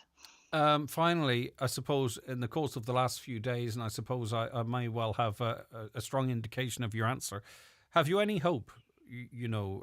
Do you have any added hope over the last couple of days? Yes, of course, we cannot lose our hope, and we're still strong. We still hope for the best. Of course, we understand that without USA support, it will be much harder for Ukraine. But as I said, we still have support of European countries and other democratic countries for whom democratic values are still very important. That's why we think that we will still have enough of support to keep fighting, and this war. Of course, we want all this war to be ended as soon as possible, but we wanted to end this war in fair position and with fair results for Ukraine. Okay. And European countries, they also understand it because they know for sure that Putin will not stop with Ukraine. If Ukraine will be defeated, he will go in few years for sure. He will go in Europe and he will start the war in Europe. And all of European leaders understand it. Okay, it's been lovely speaking to you, Olena. Thank you very much for your insights. We do appreciate it. Thank you very much Take for care. your time. Bye-bye. That is Olena there, who is from south of Ukraine, the Kursk region, has lived here now for 3 years. So we appreciate her time. Just to get a view of to get a Ukrainian's view on how things have developed over the last couple of days. And Olena is one of 130,000 Ukrainians now living here. Forcing young soldiers to fight against modern lethal weapons is folly. To stop the killing, there must be an agreement. Why are so many lives sacrificed so others' idealism could be realised? Another, what does that woman think about all the billions of US money that was laundered via Ukraine in the last few years? Does she know that over 90% of Ukrainian propaganda media outlets were funded by the USA, US aid? How the war is suddenly ending when the money was withdrawn, which is a point of view that a number of people are making. I've seen the original source of that view, so I understand where that's coming from. All right, we're really busy on the phones today. Thank you so much for all of your text, calls and comments. Don't forget, coming up after 11 o'clock, there has to be light because there's often shade. We have Maria Rush in with us and Michael Leddy, and we've got some live musical performances and guests, and lots of fun in that hour as we head in towards the weekend and figuring out what we're going to do. TV, cinema. Have you been to the cinema? What have you watched any good? What are you watching on TV at the moment? Maybe you've got some recommendations. Have you ever opened up one of your apps, Netflix for an example? You want to watch something. You're trying to figure out what to watch. You start watching about 9. You just got the kids to bed. You start watching about 9. 9:45, you're still flicking through Netflix. You haven't found anything to watch, and then you go to bed quite depressed. That happens to me quite a bit. So maybe we can help with that. Maybe we can make some suggestions as to what you can snuggle up this evening and watch. either on your own, which some people love, or with someone else as well. Anyway, it is Valentine's Day, of course, and we're going to be talking a bit of love as well. All right, back after these. Affidi Letterkenny MIU, proud sponsors of today's show. Get expert treatment for breaks, sprains, burns, injuries and illnesses. Opening offer €100 consultation fee. Walk in Monday to Friday 10 a.m. to 6 p.m. at Scally Place. Looking to upgrade your home? Ready to dine in style and lounge in comfort? Well, get ready for our sofa and dining sale happening now at Easy Living Furniture. Score incredible deals on sofas, dining sets and more. From sleek and modern to cosy and traditional. We have the perfect pieces to match your style and budget. The spectacular sofa and dining sale is now on in Easy Living Furniture. Crescent Link Retail Park, Derry, Londonderry. An bhecinn tú an córa bóthir sin. Cén ceann? An ceann bán leis an ggheorcail dómh agus cúiglín a thrasnánach agus sa lár. Cad a chilíonn sin arís? Cílíonn sé gur cheartta tomáin ag 60 km san uair nó níos muile. Cearca lár? Ná reckon tú an córa seo tomáin ag 60 km san uair nó níos lú agus do réir na Moithre agus na Haimsire i gcónaí. Teachtarach ó núdarrás am thobháilteacht ar Bhoithre. Tar cuairt ar rsa.ie. Financial abuse is when people are dishonest in how they manage another person's money, property or benefits, particularly a person who may be at risk. Surprisingly, a lot of financial abuse is carried out by people known to us. A family member, carer, neighbour, social welfare agent or worker. Prevent financial abuse by keeping in control of your money. Learn more at safeguardingireland.org from Safeguarding Ireland, supported by the HSE. All you need to make your house a home at Patterson's The Halliford. From garden furniture to kitchens, sofas and dining sets, all under one roof. Need a new mattress? Why not visit our sleep centre on the first floor? With a large range of quality beds and mattresses in stock and ready for collection or delivery. Relax in our coffee shop serving hot lunches daily. Open Monday to Saturday, 9 a.m. to 5:30 p.m. Patterson's Kitchens and Interiors, The Halliford. Donegal will look to continue their fantastic start to their Division 1 League campaign this Sunday with the All-Ireland champions Armagh coming to Ballybuffet. Join me, Oisín Kelly, at McCool Park from 3:30 for the big game build-up and full match commentary. Plus, we'll have former Donegal star forward Brendan Devaney with expert match analysis. Coverage of Donegal action in the National Football League is with Highland Motors. Discover the new Citroën C5 Aircross, the SUV that offers amazing comfort and a dynamic design. Available in plug-in hybrid, petrol and diesel. A man has been found guilty in India of the rape and murder of Donegal woman Danielle McLaughlin in 2017. Vikat Bhagat, 31, was found guilty at the District and Sessions Court in South Goa, India today. We can go there right now, and we rely on the Wi-Fi holding out to say hello to Jolene Brannigan. Jolene, thank you so much for joining us. Hello, Greg. Jolene, how are you feeling? We're still in shock and we just don't know how to feel. It just feels so real now that he has finally been found guilty. What was it like in court today?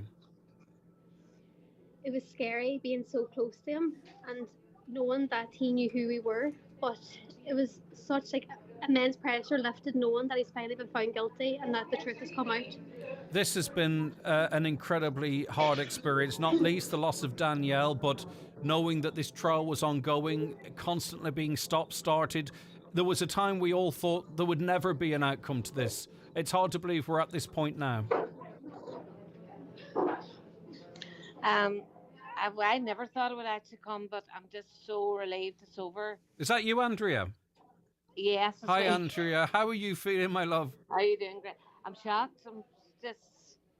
I'm literally, I don't know how my emotions are because I was trying to be quite strong so he wouldn't see me weak. And then when I left the courtroom, it was tears. What was it? I can only imagine, Andrea, what it must have been like to be in the room with this person that you knew so much about and it cost you so much. All I could think is that's the man that took my daughter away from me and stole my daughter and her future and away from her sisters and her friends. He has been found guilty. We don't know what the sentence might be. It's either lifetime incarceration or death is on the table as well. Yes, that is what they seem to be pushing for currently. But they've both argued for both sides, so we don't know what the judge will decide until Monday. Do you know yourselves in your hearts what you would like to happen? It's a tough one, isn't it?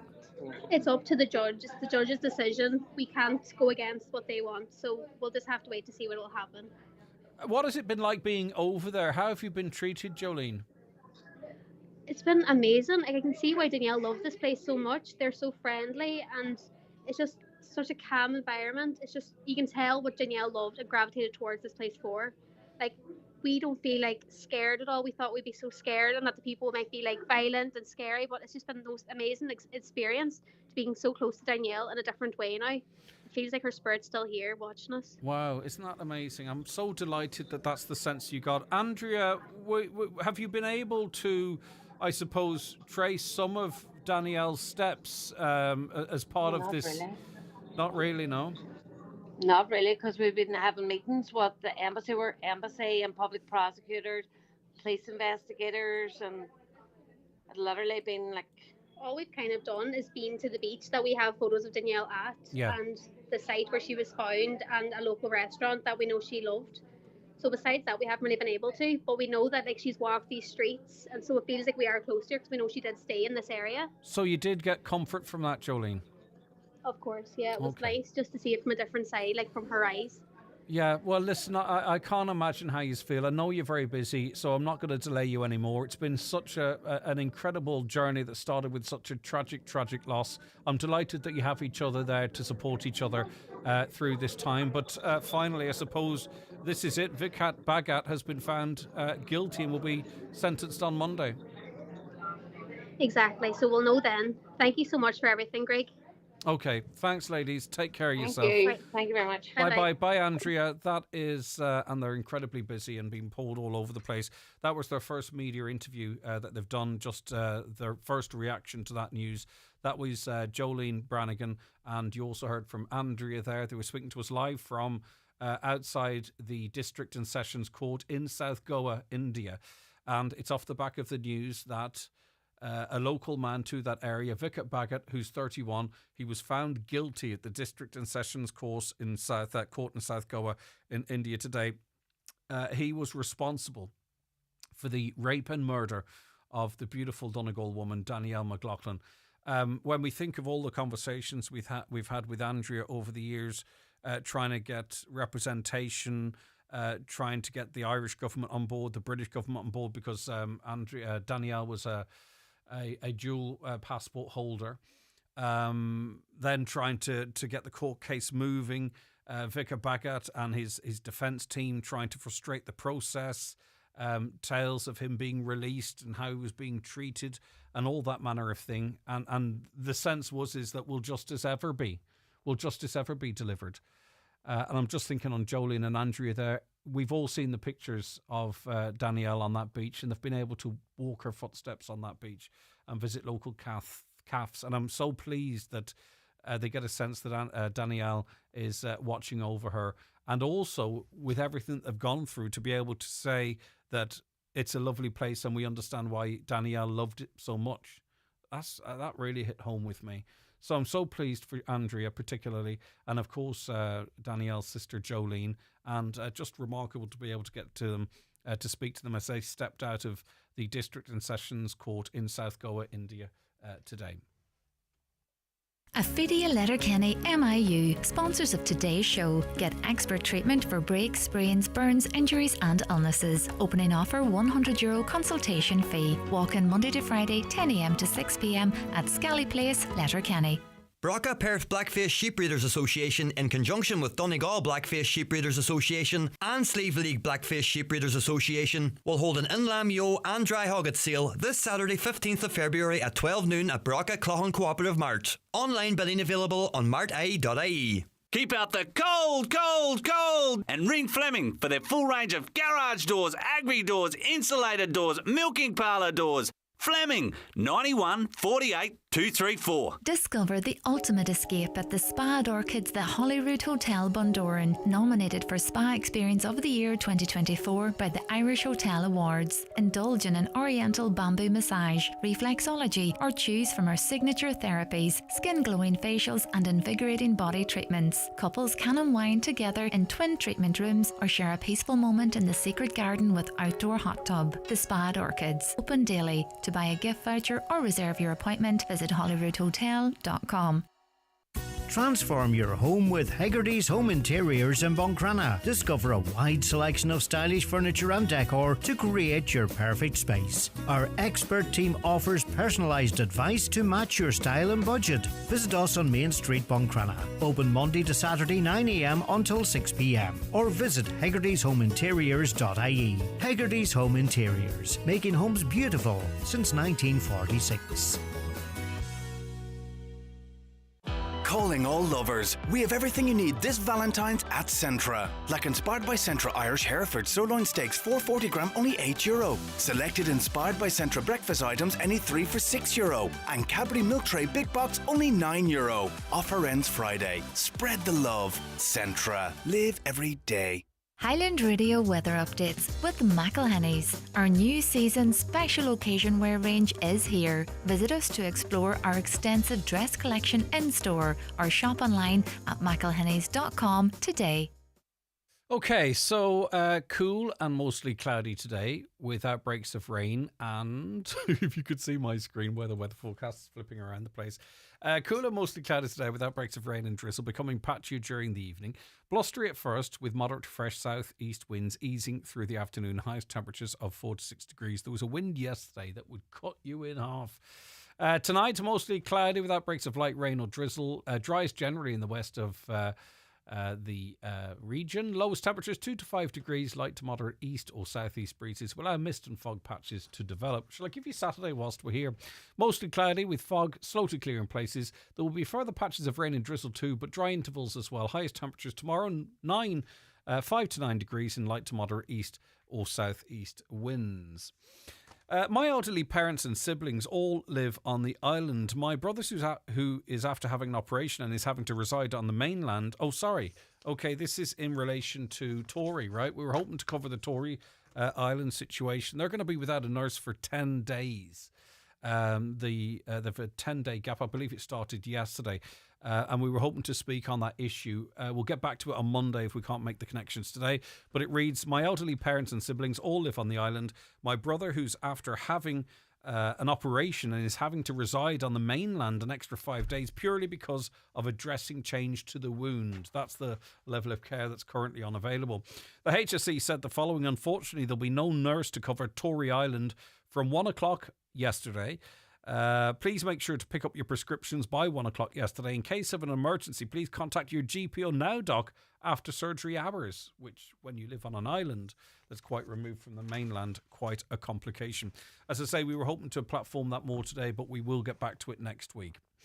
More of your comments coming in on an array of subjects here. Trump's 100% right. Why the hell should any country pay for a war in another country? Ireland's another country who should also butt out of this and sort Ireland out first. When the war was going on in Ireland, not many countries came to our rescue. England was the dictator in that war. Were Trump's bankrupt casinos and hotels not bailed out by Russia in the 80s? He's in debt to Russia, hence the desire to control Greenland, Gaza and the Panama Canal. Good morning, Greg. When you talk about wasting public money, how about the 170,000 people who work in NGO sector, 90 working against what makes Ireland Ireland? I think there's a misunderstanding of what NGOs are in this country. Like, I would not be surprised if you have anyone in your family that is not being represented for or maybe under the umbrella of an NGO. NGO has become a dirty word, but you might be surprised as to what some of the NGOs are. Regarding, I'll come back to that actually because, some worse gifts coming in. I love it. Thank you very much indeed. But I don't want to mix that up with the other stuff. People are quick to criticise Donald Trump. We've had our fair share of dodgy politicians too. They mentioned Bertie Ahern and Charlie Haughey. Bertie was a Minister for Finance and he didn't even have a checkbook or a bank account, which is really quite remarkable. What's happening in Ukraine at the moment is the same as the situation that happened in Cuba in the 60s. This conversation is very dangerous at the moment as Putin is being vilified. A caller believes that Breed shouldn't have used the language that she did against Trump. Great show, Greg. I fully agree with the panel, and I get that. And if you do agree with the panel, it's going to feel great. But listen, we cover stuff in the hold, and a lot of people that have been contacting us don't agree with the panel, and that's where you get the balance, you see. I try and throw in some balance during the conversation, but afterwards everyone gets their point of view. Greg, watch out. Trump's going to introduce trade tariffs in Ireland with us joining NATO. I don't think we Irish have much earned. I don't think we've got much earned giving out about the government in America or any other country for that matter. See how our own behave in the Dáil, shouting at each other, calling names, and then probably best buddies in the Dáil afterwards. If any of us behaved the way they do at work, we wouldn't have work. Do they not sign a dignity at work policy? And you're quite right. I've seen it. Off the record, many of them seem to get on like a house on fire. So you're not a million miles out there. Gregor Taoiseach, if he gets invited, should go to the United States for St. Patrick's Day. He should take a stand and said, I can't go due to the US support for what Israel is doing. It's all very well standing up in the Dáil saying this is terrible. Actions speak louder than words, and a refusal to go would be more effective than going and would make headlines all over the world. But of course, Micheál will go if invited. Bono, the well-known campaigner for injustice for many years, also had a chance recently when he was presented with the award from Joe Biden. Bono posed happily for this photo and not a word about Israel. There is lots of hot air floating about and meaningless statements, I think, because all everyone really cares about is money. A couple more. Morning, Greg. Big difference, Greg, in going to work in a country and coming to Ireland and getting everything free. Thank you. I am not criticising. I've been in different countries working, and I know exactly what you're talking about. I've got families in different countries working. I'm just saying that we choose the language that if we were to use the strict interpretation of the language, it would be different. As for St. Patrick's Day, America hasn't invited any of our clowns over yet. There's not many places they're not welcome in anymore, that they have too much to say about other countries' problems and forget about their own. I'm ringing about the school Salvalia. There's a woman wearing a hijab on the cover. Are we sending a message to our children that we don't have enough Irish people to put on the covers? I've seen that book. I don't know. I presume if there's 100 books and one of them has the picture of someone with a hijab on, that you could argue that that's representative of Irish society now, or maybe others might say it's subliminal messaging to young people. I don't know. It doesn't. I'd have to think about it. I haven't thought about it, but many of you have perhaps. I think it was Ben Gilroy was sharing that out on social media. Rightio, before we take a break, worst gifts ever received for Valentine's Day. Regarding the worst gift, my husband bought me a trumpet for Christmas one year, a second-hand trumpet. I don't play the trumpet or any instrument. We are, believe it or not, still married. Wow. I would like to sit your husband down on a couch and ask him, just walk through the thought process of getting the trumpet. A caller says, I got a beautiful little globe on a first Valentine's Day from I thought was wonderful, saying I had the world I would give to you, but hope this will do in the meantime. That romance didn't last long, nothing behind it, but it was a nice gift. Regarding the worst gift, my husband bought me a trumpet. Oh, we've already had that one. I'm trumpeting on about the same thing. The worst Valentine gift I ever got was an alarm clock. Oh, wow. I got a hay bob from my husband one year. It was the least romantic gift that I've ever gotten. What's a hay bob? What is a hay bob? Anyone know what a hay bob is? I'm going to Google that live. I want to know what a hay bob is. It doesn't sound very romantic. It sounds something like to do with your hair, but it also sounds like something to do with farming. Let's have a look. What's a hay bob? What is a hay bob? A hay bob. Okay, I know what a hay bob is now. When you cut the grass, I believe it shakes and rotates the grass before it's baled. Kind of feels like that might have been a present for him. Anyway, keep your worst gifts coming in to us. Maria and Michael are going to be joining us after 11 o'clock to see what's what. We've got some live performances for you as well. We're going to have a track sang live for you from Beauty and the Beast. It's a show that's upcoming at the moment. And we're going to have a bit of fun as well. So stay tuned for that. And thank you again so much for all your interactions. So very much appreciated. It is the 9 till noon show here in Highland Radio. And we're going to be back with the news at 11 after these messages. Need expert care without the wait. Affidia Letterkenny MIU, sponsors of today's show, have you covered. Walk in Monday to Friday 10am to 6pm at Scally Place for expert injury and illness care. Opening offer just €100 consultation fee. For all you hard workers and multitaskers, those who come to work with big ambitions and bigger ideas, and all you legends of the trade, however you get the job done, there's a Volkswagen commercial vehicle for your business. Choose the new Transporter, Caddy Cargo, Crafter, Amarok, or the all-electric ID Buzz Cargo. Enjoy HB finance from 0% or purchase contributions of up to €2,000. Find the Volkswagen in you with the 251 range. Terms and conditions apply. Finance provided by way of hire purchase agreement from Volkswagen Financial Services Ireland and subject to lending criteria. Volkswagen Financial Services Ireland Limited is regulated by the Central Bank of Ireland. Visit volkswagenvans.ie for further information. If you're ready to transform your space this spring, Foy's have the experts to make your dream design come true. Their interior design and paint colour consultants are there to help with free consultations throughout February. Whether it's a home makeover or a commercial project, they've got you covered with advice on paint, wallpaper, curtains, blinds and furniture styling. Plus, they're the largest paint stockists in the Northwest. Book your consultation today and let Foy's bring your interior to life. If the medical experts get it wrong, everything changes.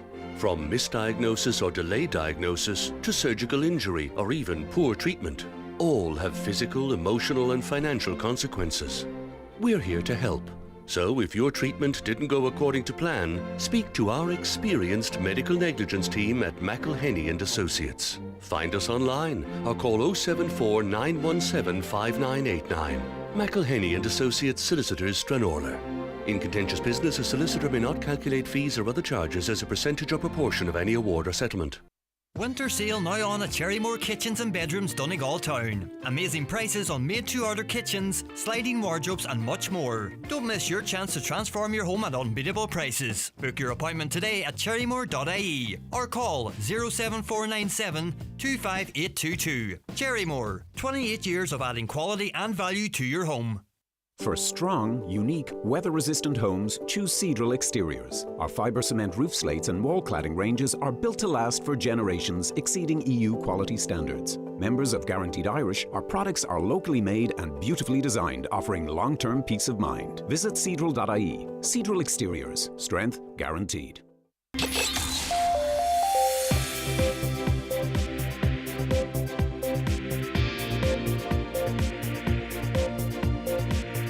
The county's #1 talk show, the 9 till noon show on Highland Radio. It is, and it is 11 o'clock. It's time, put your phone down. It is 11 o'clock. It's time for an update, and we welcome back into studio Donna Marie Doherty. Thanks, Greg. Good morning. A verdict has been heard in the case of Danielle McLaughlin, the young woman from Buncrana who was raped and murdered in Goa in India 2017. The accused, Vika Bhagat, aged 31, has been found guilty and is to be sentenced on Monday. The trial for her murder faced countless delays. Her family travelled to India to hear the verdict announced this morning. Her mother says she's in disbelief. The Donegal Education Support Centre has released a statement in response to comments made by Deputy Charles Ward in the Dáil regarding the relocation of the service from Donegal Town to Letterkenny. They say they're disappointed by the comments, which failed to reflect staff consultation that took place from November 2023. This included a meeting between all staff and the full management committee to discuss the future of in-person services, including the potential relocation of the centre. That statement in full is available on our website highlandradio.com. €42.4 million has been allocated for roads in County Donegal from central government. It's part of a national programme of €713 million. €21.4 million will support road restoration and improvement in the county. The R263 Fintra Bridge and Road Realignment Project has been listed as the most expensive, having been awarded €3.5 million. Bank of Ireland has announced a cut in rates on two of its saving products. Interest rates on its 12 and 18-month fixed-term deposits will be reduced by 0.25%. New accounts will be impacted, while those who are in the process of opening an account will have to close of business on Monday to avail of the existing rates. And finally, an investigation has been launched following a 3-vehicle collision on Fifen Road near Castle Derg. It happened on Wednesday afternoon at around 2:25 p.m. Police in Strabane are now appealing to those with information or dashcam footage to get in touch. That's all for now from Highland Radio News. Back again at 12 noon. Thanks so much, Donna Marie.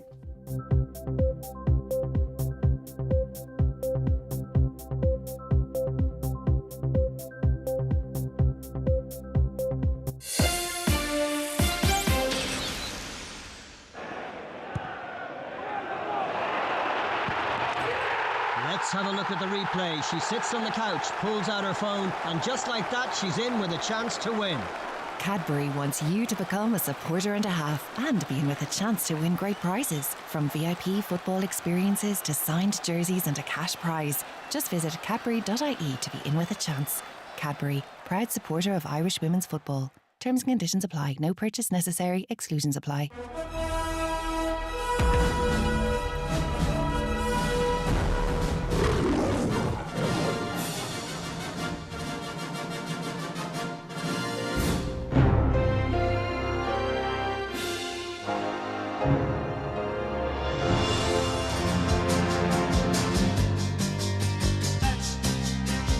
Yes, indeed, it is entertainment. It is 11 o'clock or just after on a Friday, and we welcome into studio Michael Leddy. Hi, Michael. Hello. Very bouncy. Love it. Well, thank you very much It's indeed. great to be here. I enjoy seeing you face to face every week. Lovely Why wouldn't I? stuff. And also we have Maria Rush of Rush Fitness, Director of Letterkenny Musical Society and writer of Living Out Loud. Good morning. and Great to happy have you back. How are you Valentine's getting on? Happy Oh, Valentine's Day good. to you How's too. things? How did he himself perform, or is it an sure. evening thing? He got up and did the early shift this morning, Greg, so that's as much as I Who need. said romance is dead? Exactly, that's it. And you're flat out at the moment, obviously, with work and everything else. And you're working on something at the moment, production at the moment? We're working on Charlie and the Chocolate Factory, which Ooh. is going to be opening on the... Can you pull that mic just slightly in sorry. front of you? No On the problem. I'll just come in closer. On the 4th of March. So we're just 2.5 weeks out from opening, and it is all systems go at the minute, and we're very, very excited. It's starting to come together. Do you know what, by coincidence, the Danish title for Charlotte and the Chocolate Factory is? Is this the So one about this the murder of no, it's nothing controversial. My word, don't worry about that. We're having fun now. Okay. No, this is so obviously right. We're familiar with films. Yes. Okay, and we are familiar with their titles. We are. But they're obviously transferred into a different language, and it's not always perfect. Sure, yeah. Right. Okay. So. In Denmark, Charlie and the Chocolate Factory is known as, if you translate it back, the boy who drowned in chocolate sauce. Oh, yeah. Okay. Did you know that? Okay. Do you want a few others? Yeah. Yes, please. All right. Yeah, it is. So this is the German title for Die Hard, the film. No, actually, forget that. I'm going to do it another way. Oh. I will start with what the actual translation is. So German... it's Die Hard. No, it's Die Slowly. So if you transfer it, right? But what's the German title? What's this the German title for? Die Slowly, Now More Than Ever. Die Hard 2. Die Hard with a Vengeance. With a vengeance. Okay. All right, this is a Chinese translation. Wild Speed Max. What film? could Fast that and the be? Furious. Yes, it is. Very good. Okay. We're You very might cosmopolitan. get this one. Spanish. In Spain, it's called The Rebel Nun. What is the English title? Yes, Maria, you're good. The Rebel Nun. Wow. Yes. It's a better title. Conjures up a whole other type of film. Let's doesn't go it? back to Germany. This conjures up a different type of film. 6 Naked Pigs. What could the 6 Naked Pigs be? Be careful. Full Monty? Yes. I love it. All right. This one's a I bit love easier. it. Back to Germany again. The Unbelievable Trip in a Wacky Aeroplane.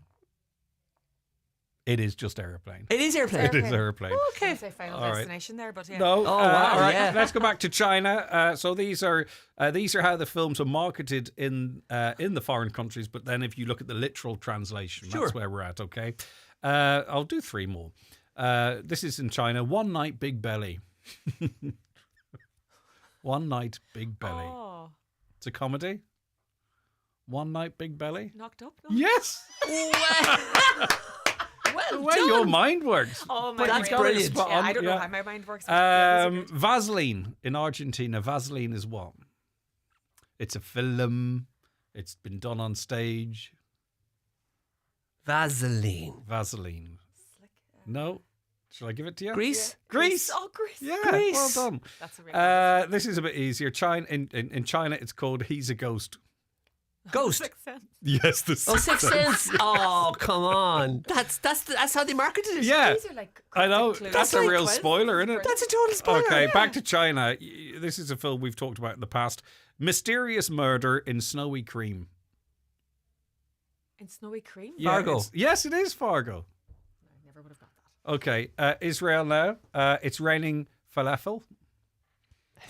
It's raining falafel. This is the name of the film. Yeah. No. Oh, very well, hold good. on a second. What film has that in the title? Something with splash of meatballs. Cloudy with a Chance of Meatballs. Cloudy with a Chance of Meatballs. Couldn't It's, think of the name. it's raining falafel. Okay. This is an easy one. We'll leave this to Michael, so he feels included. The Teeth from the Sea. Jaws. Yes, okay. Last one. That was the name. The Teeth from the... Oh, for God's sake. I know. They're terrible names. I'm going to do two more. Santa is a pervert. Bad Santa. Yes. And the last one. That's actually a better title. This is the last one from Poland. First shoot, then go sightseeing. First shoot, then go sightseeing. This is another film we've talked about. We've talked about most films, I'm sure. First shoot, then go sightseeing. Holiday, something holiday? In Bruges. In Bruges. Oh, very good. Oh. Very good. Yeah. In Bruges. That's it. Some of those titles are like on the nose. It's like, that's... Okay, right. Okay. Well, the one of Germany, it's called 96 Hours. We have a different name for it here. You won't get this one, I don't think. Taken. So Oh, wow. 3 days. I was going down the 3 days route. Yeah, so it's called 96 Hours in Wow. Germany. So that's it. That's just some of those. I think that's the most exciting information I've received. That all was week. really cool. Yeah, I like it. This is funny. You know? Yeah, it's really funny, but it's interesting to see how they market, like the teeth from the sea and stuff. Wow, the names are so. But if you so Jaws is not a shark, right? So True. you have to say Jaws, right? Well, how do you translate Jaws into Chinese? So this is how you know what I mean? For an example. Anyway, closer to home. And by the way, keep your bad Valentine's presents coming into us as well. We'll start with Maria. Yes. Romantic bloke. Romantic boke. Are we still doing this? Are we still doing this? Is No, this this was an me. assessment? That was a So private boke is message like to puking. Caroline, Greg. It wouldn't really. Oh, right. So Caroline, she was saying she's talking about some romantic puke on Netflix. Okay, well, Not that Greg is being judgmental. Let's Going to just get in pull. trouble Let's just today. I pull that apologise to curtain all back. The listeners, I could come out with No, anything you're today. doing fine. I like it. I It like is this. romantic boke, I like though. this unfiltered Yes. Maria. Yeah, so she's definitely unfiltered at the moment. I think that's you're cordially invited. I watched it one night last week because it just appeared on, I think it was Netflix, and it was one of the few nights that I was watching TV on my own. So I thought I'll put on something that Emmett would never, ever, ever watch, and I'll put on, it's Reese Witherspoon and Will Ferrell. 90s. Ah, yes, I've it's driven seen by it. the 90s. Yeah, I haven't and seen it. Sorry, I've seen it. yeah, you can't really go wrong, but I'm afraid it did go a bit wrong. Oh, And okay. yeah, when I said it was romantic boke, it's utter scutter. It's absolute nonsense. Utter scutter romantic boke. I love it. I Thoroughly love it. enjoyable. But you're making me say the real words in my head now. Yeah, we see that's Go it. on. I out of enjoyed my it. head. I Get out of enjoyed my watching head. it. Thankfully, it's only an hour and 50 minutes long, which is also That's long for a comedy. it's long for Will Ferrell and Reese Witherspoon pretending to not like each other and then inevitably Yes, loving it's no each other. spoiler. We know what's going on. Yeah, don't we? there's no spoiler because if No. you have seen Father of the Bride, Bride Wars, and Sweet Home Alabama, mix them all up and you've got a big bowl of trifle that They're all is yeah. going to be fun. Fair enough, you know. 2 weddings on the same day. So you've got Will Ferrell's daughter who's getting married, who looks about 19, but that's, she's getting married, having issues about whether she should be or not. And then you have Reese's, she plays Margot, and her sister is getting married and she takes over to organise the wedding. I did see the trailer for this. They both book the same place on the same day. They all land. Apparently in this part of the world, if you book a wedding, you just turn up on the day. You don't actually have to communicate with the place. Nothing at all, right? Okay. Stop It was bringing nonsense. logic to a rom-com. No, there's no logic in this. It's utterly silly escapism. Now, did I enjoy it? Yeah. Would I watch it again? No. It got 46% on Rotten Tomatoes, and I think that was possibly because Generous. people like her and Right, like him. Nick Jonas turns up in a random cameo that it just She wanted to make a movie. Are you Will sure Ferrell because wanted you to make a didn't have? movie. Are you sure that you didn't enjoy it because you didn't have Emmett sitting beside Oh, you, giggling none. like a schoolgirl? He Are you would have sure gotten that to about wasn't the 15 reason? minutes. TV Well, out I'm the going to put window. it to you like this. There's a scene in it where there is an alligator being wrestled by Will right, Ferrell. okay, So it brilliant. goes from twee and cliched and quirky to utter nonsense. Like it Wackadoo. It didn't yeah. need to go to those points. Sure. It was a nice enough narrative on its own. If you're looking for something rubbish to watch and something romantically charged for tonight, knock yourselves out. But Okay, it's know. on Prime, by the way. Prime, Right. sorry, I couldn't remember. Right. Oh, you haven't seen it, obviously. No, I There's haven't seen it. point I've seen asking you. the trailer. I remember seeing the trailer and kind of dismissing it and thinking. So now, as you were speaking, I was like, ding, ding, ding, ding, And it's ding. all I full remember of, these. Yeah. Really slushy. But that's a good tropes cast. about Reese- family bonding. But and romantic, family, talk about romantic vogue. A lot of people very excited for the new Bridget Jones film. Oh yeah. Are you Oh, yeah. amongst those? I yeah. saw it last night. Oh, did you? I did.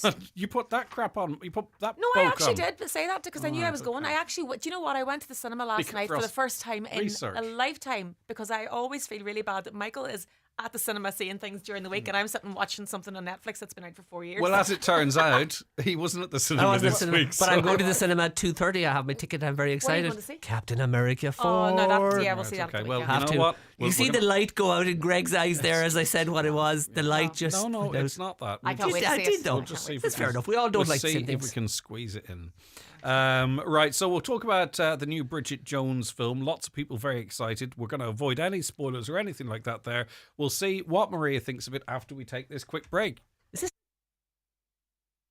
9 till noon show on Highland Radio. Affidia Letterkenny MIU, proud sponsors of today's show. Get expert treatment for breaks, sprains, burns, injuries and illnesses. Opening offer €100 consultation fee. Walk in Monday to Friday 10 a.m. to 6 p.m. at Scally Place. Switch to solar and save. Cut your energy bills with efficient renewables. Trusted since 2009. Solar is clean, affordable and now more rewarding with a €1,800 SEAI grant and 0% VAT. Order by March 1st and get your free BER assessment. Don't miss this chance to save money with efficient renewables. Call 074 970 8320 for a free quote today. This is an important message for all drivers. From March 31st, the law is changing. When you renew or take out motor insurance, you'll need to provide your driver number. It's on your driving licence, listed under point 4D, so make sure you have it to hand. Without your driver number, you won't get insured. Double check that you have your licence, and if you can't find it, take steps to have a valid licence in time for your insurance renewal date. This message is brought to you by Insurance Ireland and the Motor Insurers Bureau of Ireland in support of a Government of Ireland initiative. Cupra. People tend to become obsessed. What is it? Where do I find it? How do I get one? And the new Cupra range will only increase that sense of desire, with power options from petrol and diesel to plug-in hybrid and full electric. Experience the new Leon, the new Formentor, and the new all-electric Born VZ. Available now with exclusive offers. That thing you feel? It's called obsession. Visit CupraOfficial.ie. Your local Cupra dealer is DMG Motors, Clar Road, Donegal Town. Telephone 074 97 21396. It's the Highland Radio 35th Birthday Bash, and we are throwing one big party to celebrate. Join us for our birthday concert on Monday the 31st of March in the Mount Errigal Hotel with a huge lineup of stars, including Michael English, Jimmy Buckley, Patrick Feeney, Hugo Duncan, Claudia Buckley, Connell Gallen and me, David James, all accompanied by my new band. Tickets are only €30 and are on sale from the hotel reception and online at highlandradio.com and usual retail outlets. Overnight packages are also available. Let's celebrate 35 years of Highland Radio together with a special night of music. Highland Radio Time Checks brought to you by EirGrid, the operator and developer of Ireland's electricity grid. EirGrid, powering up communities, powering up Ireland. The time is... The time's 16 minutes past 11. We were just talking about some of the crazy presents people have received, romantic or otherwise. And I was saying dads are mad, and we are.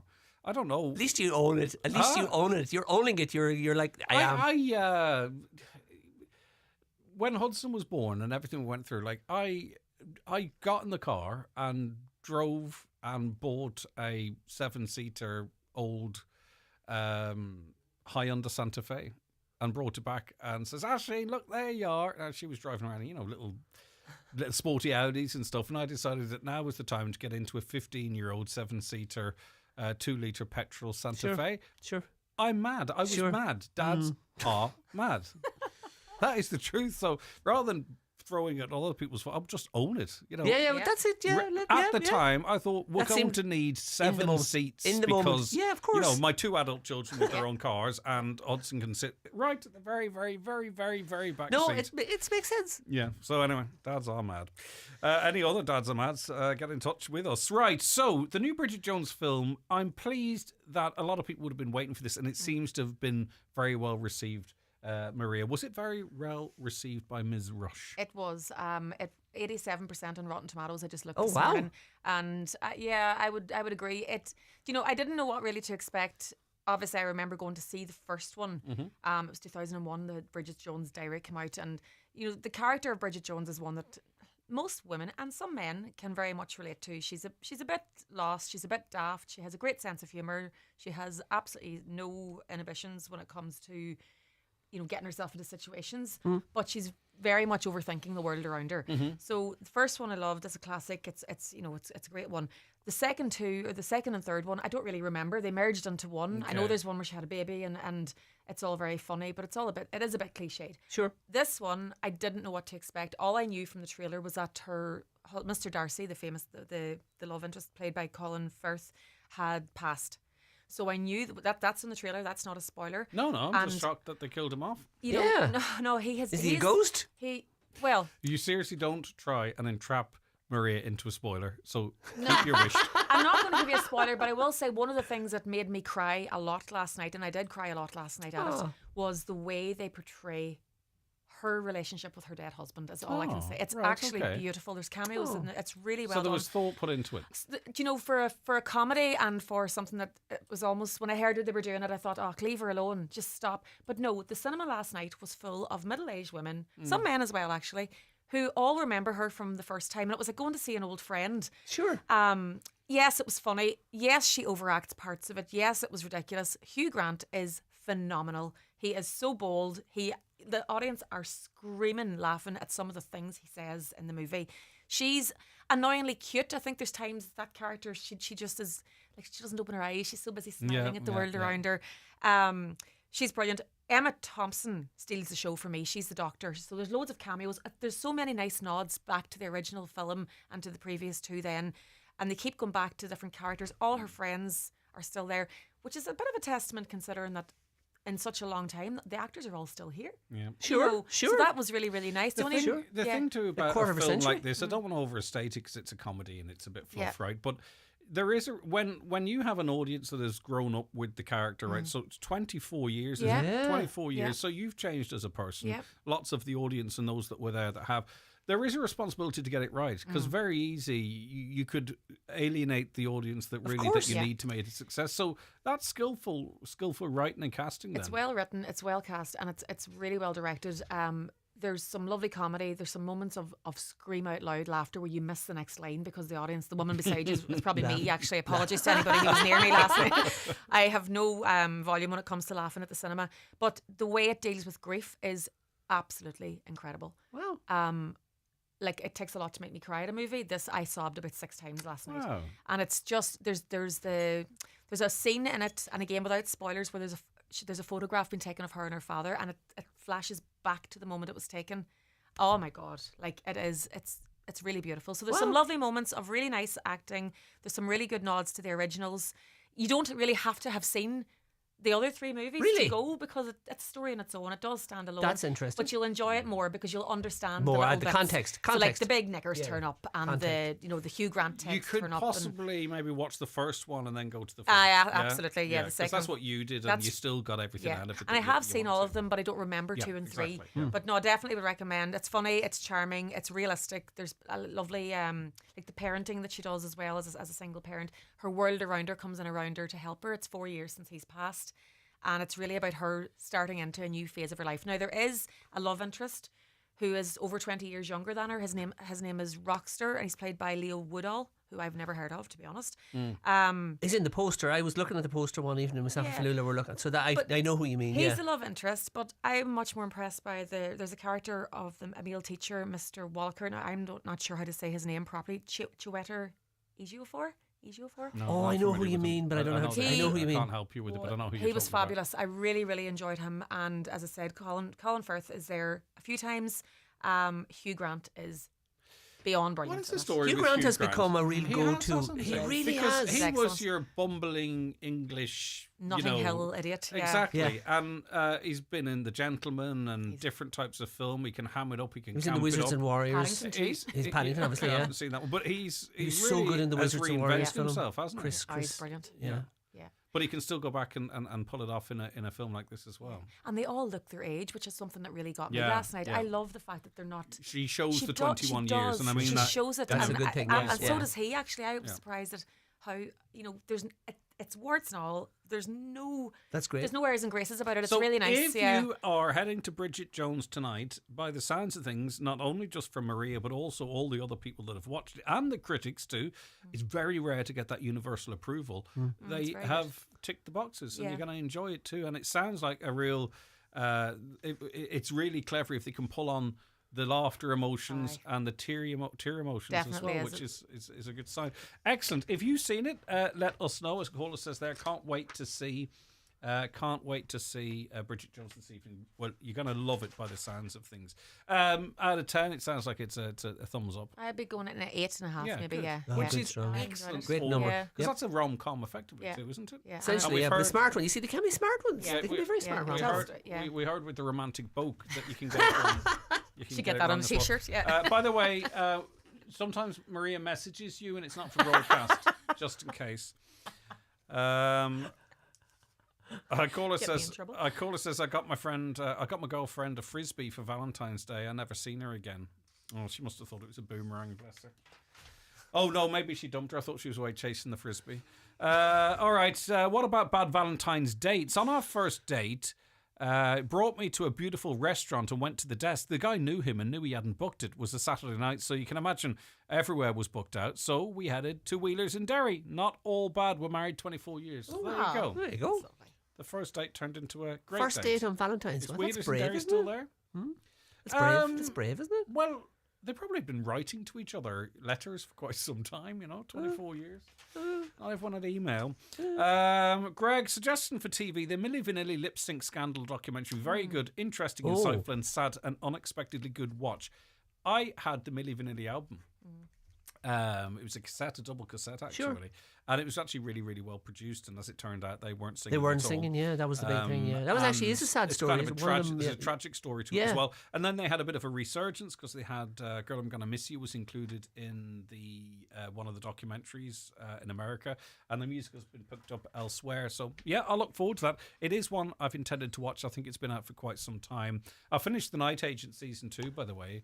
I know you're interested. Oh, I love that, it. so I haven't seen the second season yet, but I really want to get into it. Excellent. For what it is, it's not 24, right? Good action movie. Good action. But it's in the same genre, and it's sort of it's a 24 light. It gives us some closure on a story and sets up a third season. So it's a massive hit. Like I know it's a huge hit for it's a huge hit. I'm not surprised. It's a good show, so I look forward to that. And what else did I watch?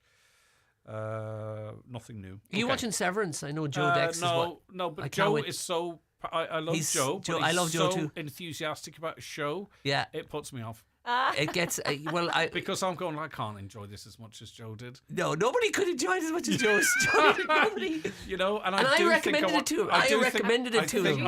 I was the one who said I love Severance. Have you seen it? No, I don't think I've seen it. It's on Apple. It's amazing. No, I don't have Apple. It's like you're really putting me off now. Oh. But they're into season 2. They're in season 2. Season 3 has started. They're working on season 3 because it's a huge hit for Apple. I can't believe I'm back watching weekly episodic shows like it's the Dexter. new Lost. This is the new Lost. Oh, right. This is the show. This is the show where if this was an episode of the show now, people would be freezing and be like, "What did Maria write down?" This like, what's the significance of what she wrote on the piece of paper? I'm now and people deleting would it from debate my it watch for hours list. online. I'm deleting it from my watch list. I am not watching that. Not a chance. I said the wrong thing. You Sorry, certainly Joe. did. Sorry, Joe. Let's try and cleanse our palate with a podcast. Yes. The Long View. The Long View is a BBC Radio 4 series, and the podcasts are available from 2016, so maybe that's when the show started. And it's new to me. All right, Sherlock. It's new to me. Would you stop? Trying to be professional here. Right, trying to bring a lot of research to the table here. Right, Agatha. Go on. No filters today. Yeah. So, this is a show where, and it's new to me. So this is one of the great things about Caroline saying to me about investigating podcasts for this show. I'm finding all these really good podcasts. This is one I'm going to stick with. It takes a news story, and in a half hour, Jonathan Freeland is the host, and what he does is he brings 3 experts in from history. Right. History. And they look at historical examples of the same thing. Now, this week's episode I haven't heard. This week's episode, I wanted to hear it last night. I wanted to hear it this morning. Things went against me. It's about trade tariffs. Okay, cool. But it's looking back. But the one I did pick out to listen to is about social media and the concerns around social media today. And I found it to be a fascinating... Now, my only criticism of the show is the episodes are only a half hour. And it's a lot of... You know what I mean? An hour would be better for what they're doing. But what they did was he brought in 3 people, and it's not a documentary podcast, it's like a live studio show. So it's very much like listening to the first hour of the show. It's just they say their stuff, but they know their stuff. So the first guest spoke about the newspapers in Victorian era, and the second guest spoke about the motor car, and the third guest spoke about tobacco industry in the 1990s and a whistleblower. And the parallels, they kept bringing it back to the concerns we have about social media today, the proliferation of misogyny, racial hatred, everything, all the things that are wrong. And then look at should there be legislation, should there be regulation? And then how did people deal with newspapers in the 1890s? How did they deal with the motor car in the 1930s? And the big revelations about tobacco in the 1990s. I think it's a really clever way to take a modern concern and look at what happened before. Context and say, look, and the newspaper one, go ahead. Everything that's scary now was scary. Obviously, was scary before. So it was interesting to see, and I'll give you my takeaway, and I say I want to listen to a few more of these episodes. But again, with the newspaper one, it was interesting because there was deep concerns from the government in England about the proliferation of anti-government newspapers and articles. Or people actually having access to information that is not... So they raised the prices and they tried to take newspapers out of the hands of the ordinary people. So they raised the price, and the comparative price would be a newspaper for, they were saying, about 25 quid for a daily paper. Word. So what they had done. What happened then was loads of illegal presses came up, and there was hundreds of them across, so they completely failed to get any success. And not unlike tariffs, those are charges that the public actually end up paying. Oh yeah, people had to pay, and the prices were up for years before it eventually came back. With the tariffs, you see, they think if you put on 25% tariffs on China, that China pay them. But it's not. It's the ordinary. It's the person. Exactly. Yeah, they're import tariffs. That's why I want to hear the tariff one. The next one I thought was very interesting was about the motor car, and I learned a lot in this one more than the other two. Because what they looked at was the early days in America where people were being killed. People were being killed on the road. These were the days when there were no rules of the road and different cities. There was no speed limits. So how did the car lobby respond, and how did the government respond? They demonised pedestrians. It was the fault of the person. And this new phrase that came up, which I never understood where it came from, jaywalking. A jay was a country bumpkin. And the idea of a jay coming into the city and not knowing what they're doing. So for about 20, 30 years in the early part of the 20th century, it was completely the fault of the pedestrian if they got knocked down and killed. And that was the mentality. It was not, drivers had no responsibility. Still a hangover from that today, then maybe. Oh, maybe to some degree. They were, but the thing about it was interesting to see how if the government was behind one thing, they took action because they were in fear. When the government was on the side of the car lobby, and then you're listening to this and they draw, they're saying about, we're in now a stage where Elon Musk and where Mark Zuckerberg, social media, which has no sort of regulation and horrendous, they're now basically, let's say it, they're in government. They're in government in America, so there ain't any regulation happening. And I mean, you saw, anyone who's following it see that even whatever little regulation Facebook had, Zuckerberg pulled back on it a couple of weeks ago. They just pulled, fact checking is gone, everything's gone. Yeah, so, well, yes, but whatever they had, but the fact checking was politicised. Oh, it was to any degree. Of course it was. But I mean, you can't be a fact checker with your own ideology because you're just only putting checking your own facts. You're based on what you're. So the last part of it then was about whistleblowing in the 1990s on tobacco, and they compared that to a whistleblower at Facebook in more recent years. I really love this show. I think it's a smart show. It's called The Long View. It's on BBC Radio 4, but the podcasts are available on Spotify, Podbean, and if you just go directly to the BBC, you can just download the MP3s from The Long View. And they're only half hours. Yeah, and it's interesting you prefer if it was even longer I would. in view. Whereas so half an hour would make me listen to it. Yeah, well, there you exactly. go. So there you go, I think I wouldn't want to commit to an hour. So the All right. tariff one will be next on my list. I will listen to that. Lovely I wanna stuff. hear, We're hearing from Maria Rush and we're hearing from Michael Leddy, and we're going to be hearing some live performance. So we're going to have a chat and some live music after we take a break. Watch the show live now on YouTube, Facebook, and at highlandradio.com. Affidia Letterkenny MIU, sponsors of today's show. Get expert treatment for breaks, sprains, burns, injuries and illnesses. Opening offer €100 consultation fee. Walk in Monday to Friday 10 a.m. to 6 p.m. at Scally Place, Letterkenny.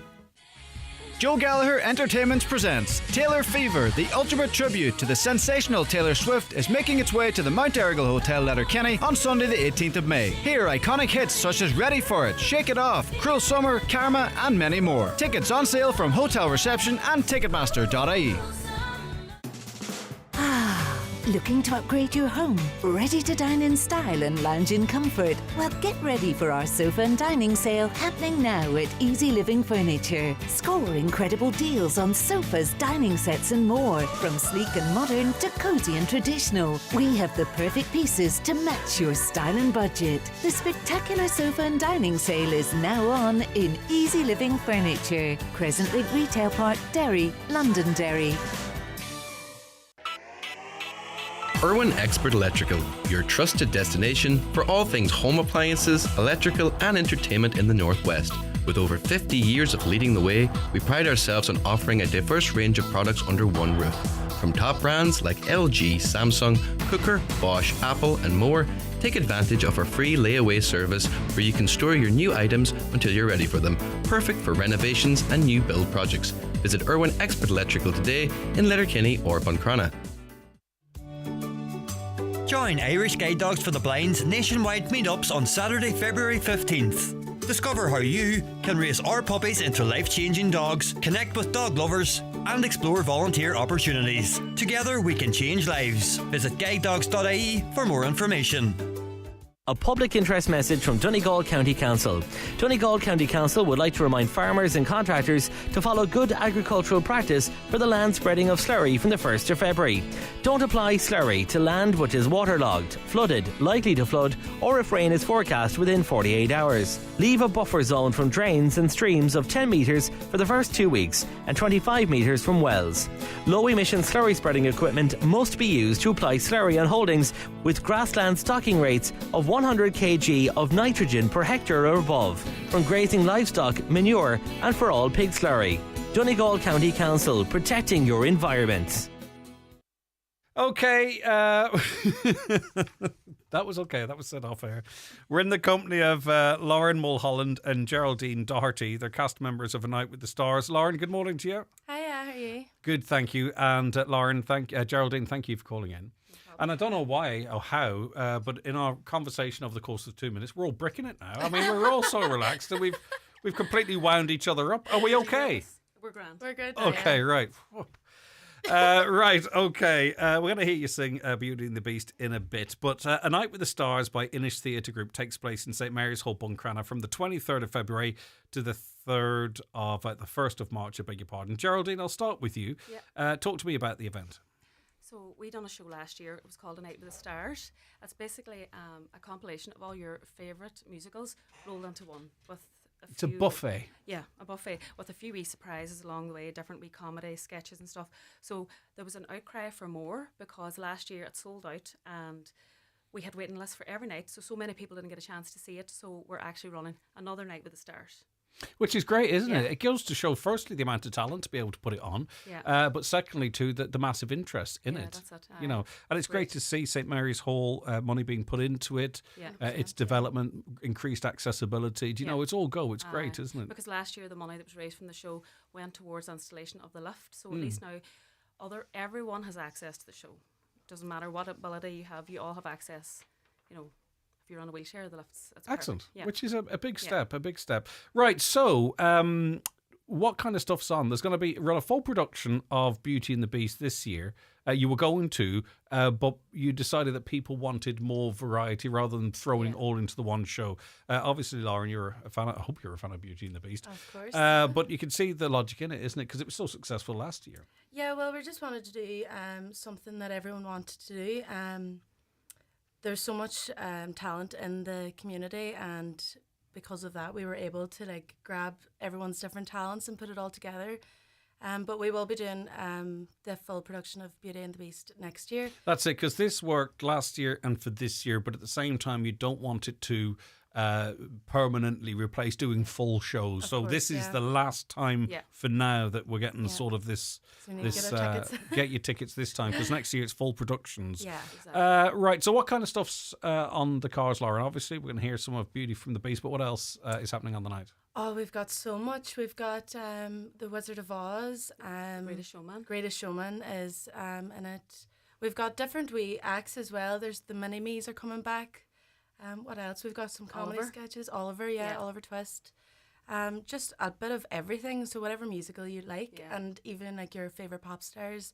Stapleton. Yeah, Alana exactly. Miles. Brilliant. And Geraldine, so much effort's gone into this too, because So much. everyone's individual performance, they're Yeah. driving towards that. And then you add that into the collective. It's massive, Yeah. really, the amount of time's gone into this.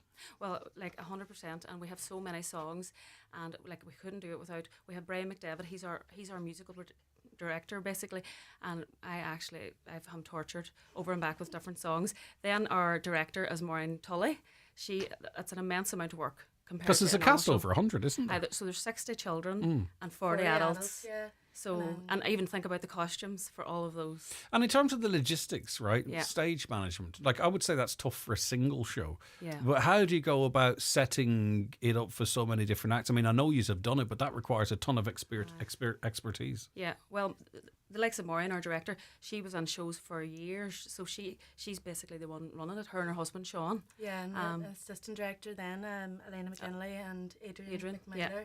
But I think it's just like years of experience, and then the chaos. I think a lot of us thrive off that, just the buzz and the adrenaline of doing the show. And we have a brilliant choreographer as well. We have Lee Chapman. She comes out from Eglinton. She's excellent. She does a lot of the show in the Millennium Forum. So it's just a whole host of people coming together, and it does work. So you have everybody behind the stage as well. That's behind it, the you scenes see, that you don't actually see all the volunteers, all the sets and the prop design, everything. Yeah. Yeah, all right, okay. Now, last year, money was raised for, amongst other things, the installation of a lift, and that's been done. Fantastic. Are there beneficiaries this year, Lauren? Yeah, there is. The two main charities that we are raising money for this year is the Buncrana Children's Charity and the Inishowen First Responders.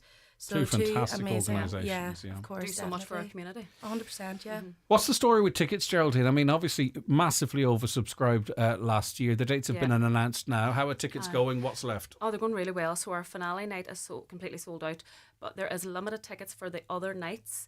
But at the minute, you can actually go on Ticket Source online and book, or you can go to the box office in St Mary's Hall Monday to Friday from 6 o'clock to 8 o'clock. Yeah, but selling you really don't well. want to miss out, because this is coming up sooner rather than later, and we Yeah. are bitlastminute.com. What are you going to be doing on the night, Geraldine? I have a few different roles. I'm doing in Beauty and the Beast, Lauren is playing Belle, and I'm playing Mrs. Potts. And then I'm doing a song with two of the directors, Maureen and Elena. We're doing It's Raining Men, so we're doing the Weather Girls. Fantastic. Yeah, and then just different. So, in terms of how you decided what we're going to do today, right?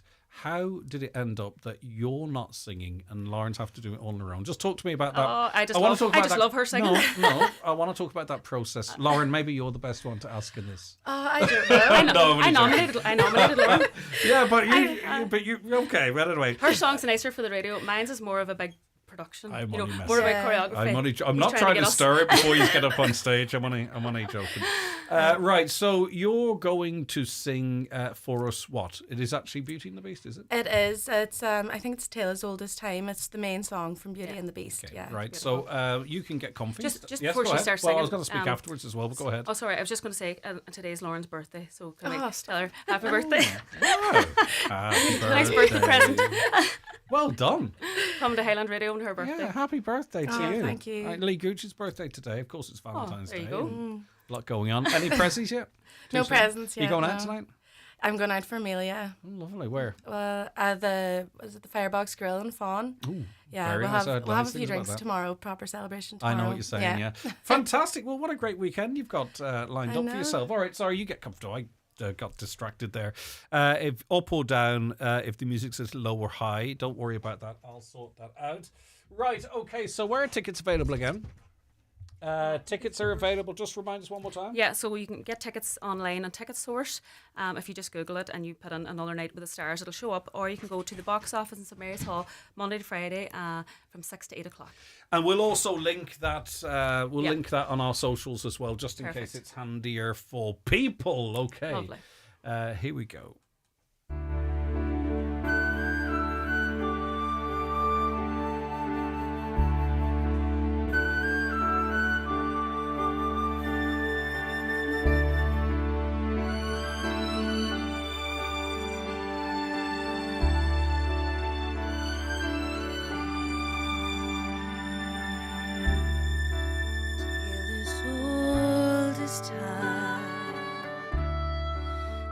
As it can be,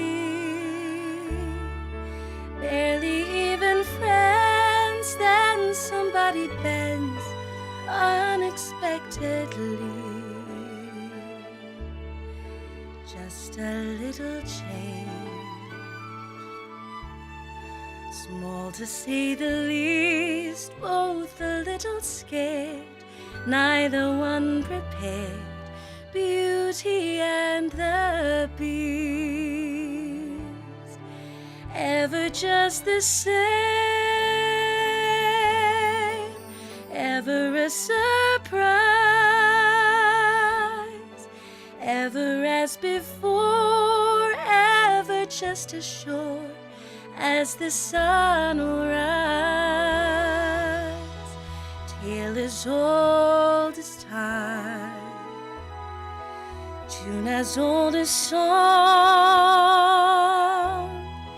bittersweet and strange, finding you can change, learning you were wrong, certain as the sun, rising in the east, tale as old as time, song as old as rhyme, Beauty and the Beast, tale as old as time, song as old as rhyme, Beauty and the Beast.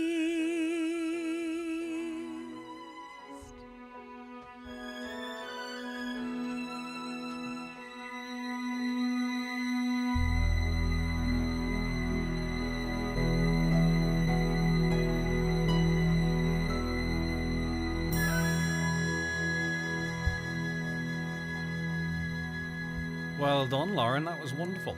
Really, you. really was. Fantastic stuff. You've thank got you. such great control over your voice. It's amazing.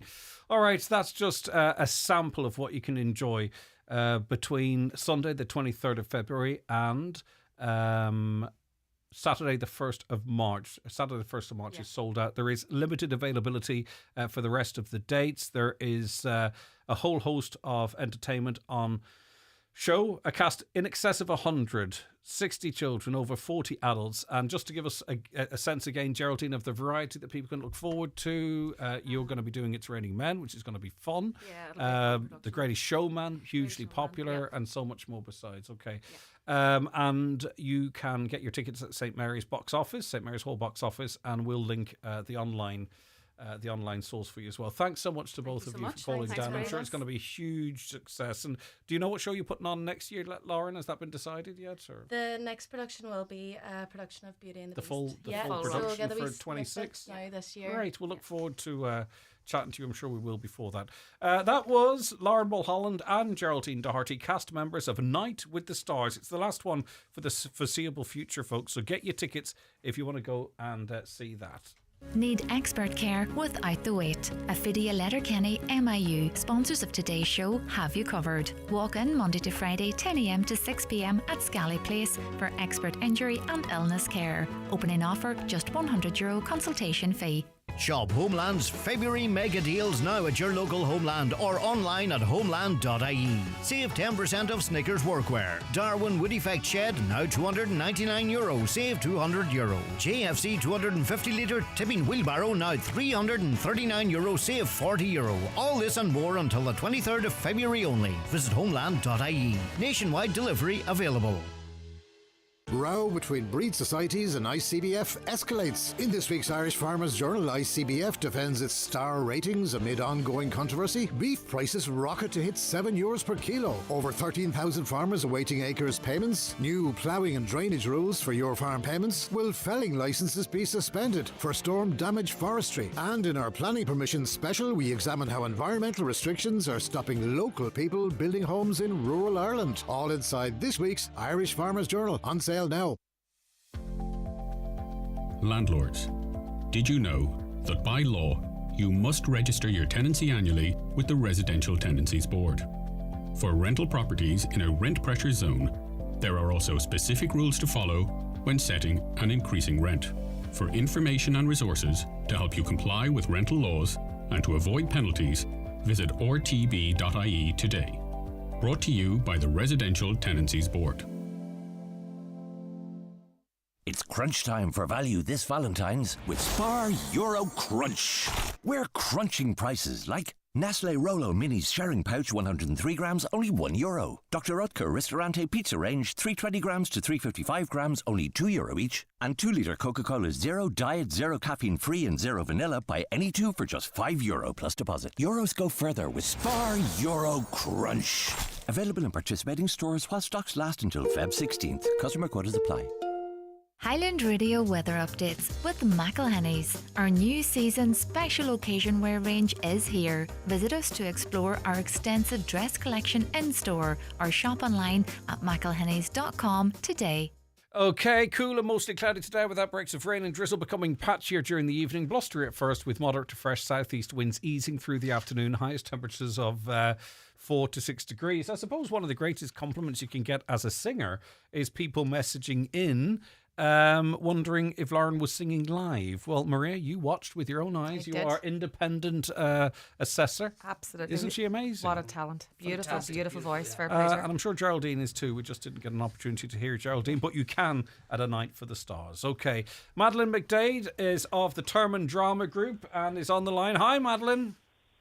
Hello, Greg. How are you? I am doing Happy good. Valentine's Happy Day. Valentine's, dear. And you're back at it again. The Terman Drama Group are back on stage. It's your 10th year anniversary, which is amazing, isn't it, Madeleine? A great milestone to mark. It's absolutely fabulous, Greg. When we started up, myself and Mary Doherty in the Creeding Community Centre started the drama group 10 years ago. We never believed that we'd still be going this strong and still making people laugh.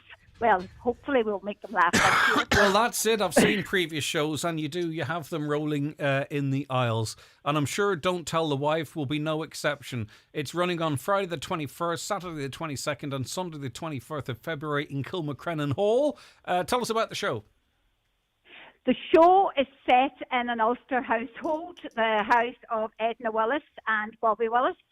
And it involves a friend, an interfering friend, which is me, and it involves a lodger who brings a lot of surprises that nobody was expecting, and it's just the usual Sam Cree. Anybody's used to Sam Cree. It's his laughter and his way of bringing over just good humour for people, for good feel-good factor. Brilliant stuff. On Saturday night, the show is being performed in aid of the Do It For Danny charity. All proceeds going to help baby Charlie McLaughlin in Churchill. It's baby Danny McLaughlin. Sorry, Danny. my mistake. Danny McLaughlin. Sorry. Yeah. So Danny's just a local little child to us now, and he's just going. He just needs some help. He's not very well at the minute, and we just decided every year we've done a charity night on the Saturday night, and this year we're doing it for Danny and the McLaughlin family to help Danny's journey. Brilliant stuff. Please So God. it's And fantastic. If I can just thank everybody, all the local businesses who sponsored prizes, and people have been so generous making donations to the night and putting up spot prizes. It's been fabulous. We're out. Just, we can't believe the response we've had to it. It's been brilliant. Brilliant stuff. Okay, don't tell the wife. It's on Friday the 21st, Saturday the 22nd, and Sunday the 24th of February in Kilmacrennan Hall. I've been to a couple of the shows myself, and the audience absolutely love it. And do you know what the secret to good comedy is, Madeline? What? Laughing at ourselves. Timing. All right, Madeline. Where are tickets available? Thanks very much. Where are tickets available? We have to do that bit. Tickets are available for Friday the 21st and Sunday the 23rd. You can get them at Gracie's Stores in Terman. That's Kevin's shop to most people. Or O'Donnell's Mace in Kilmacrennan. And thanks very much to both them businesses for selling our tickets.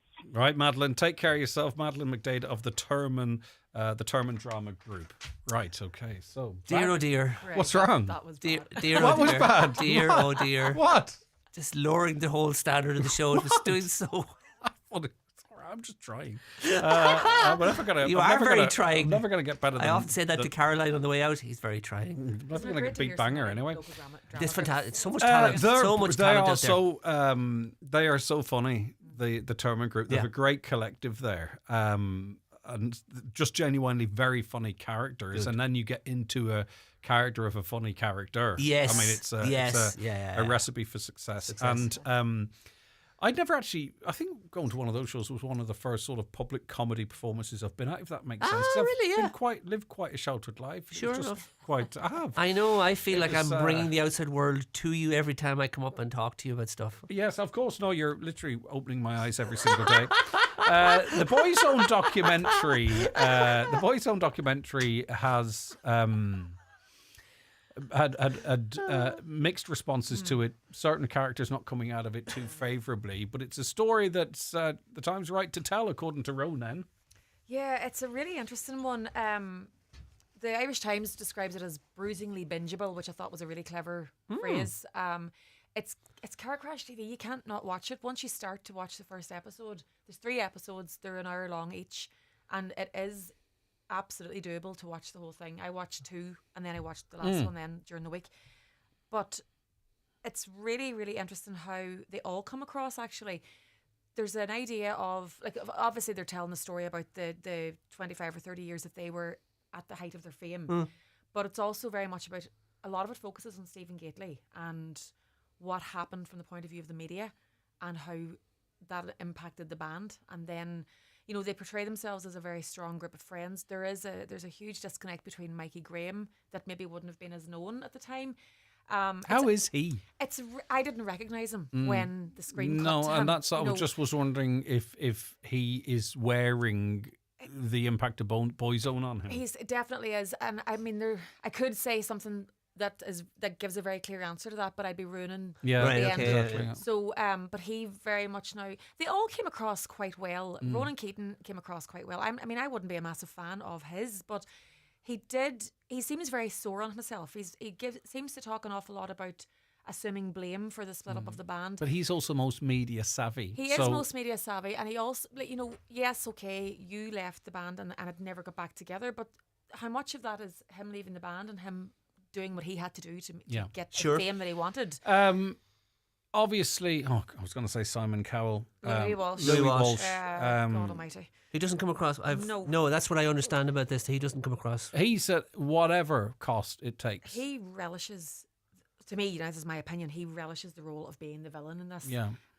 He is there and he's interviewed quite candidly. Doesn't want to be there, but obviously doesn't care enough to not be there. He's quite happy to be there and be the baddie. There were parts where he said things where, you know, we were sitting going, oh my God, did he say that? just Wow. say that? Did that make and it I through had heard the that edit? it came across badly. I thought, oh yeah, whatever. No, he really Really does. He comes across as cruel and callous. And, like, one of the lines that he says when he's challenged on how, you know, he was planting stories in the media and he was making up things, And he actually says, and I quote, "I'd do it all again. I'd do it even more now." And Yeah. he makes no apologies whatsoever. And then there's a part in it that... And that's contextualized in that family finding out about stuff that's not like this is not there's victims in inverted commas to this. Like he is literally saying, you know, whatever it takes. Well, another line that he said, and it was my job to keep them in the papers, and that's what I did.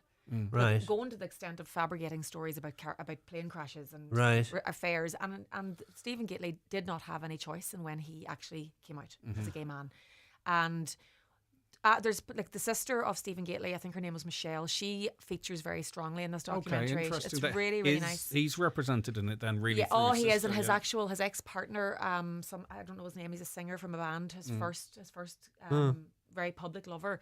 He is interviewed as well.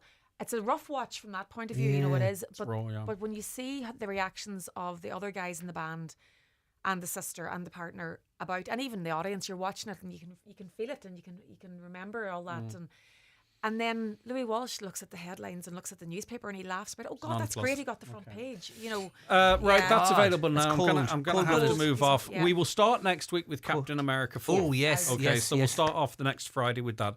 Michael Leddy, thank you very much Great indeed. fun. The Long View, very highly recommended by Michael Leddy. BBC Radio 4. Romantic Boke on Netflix. Avoid.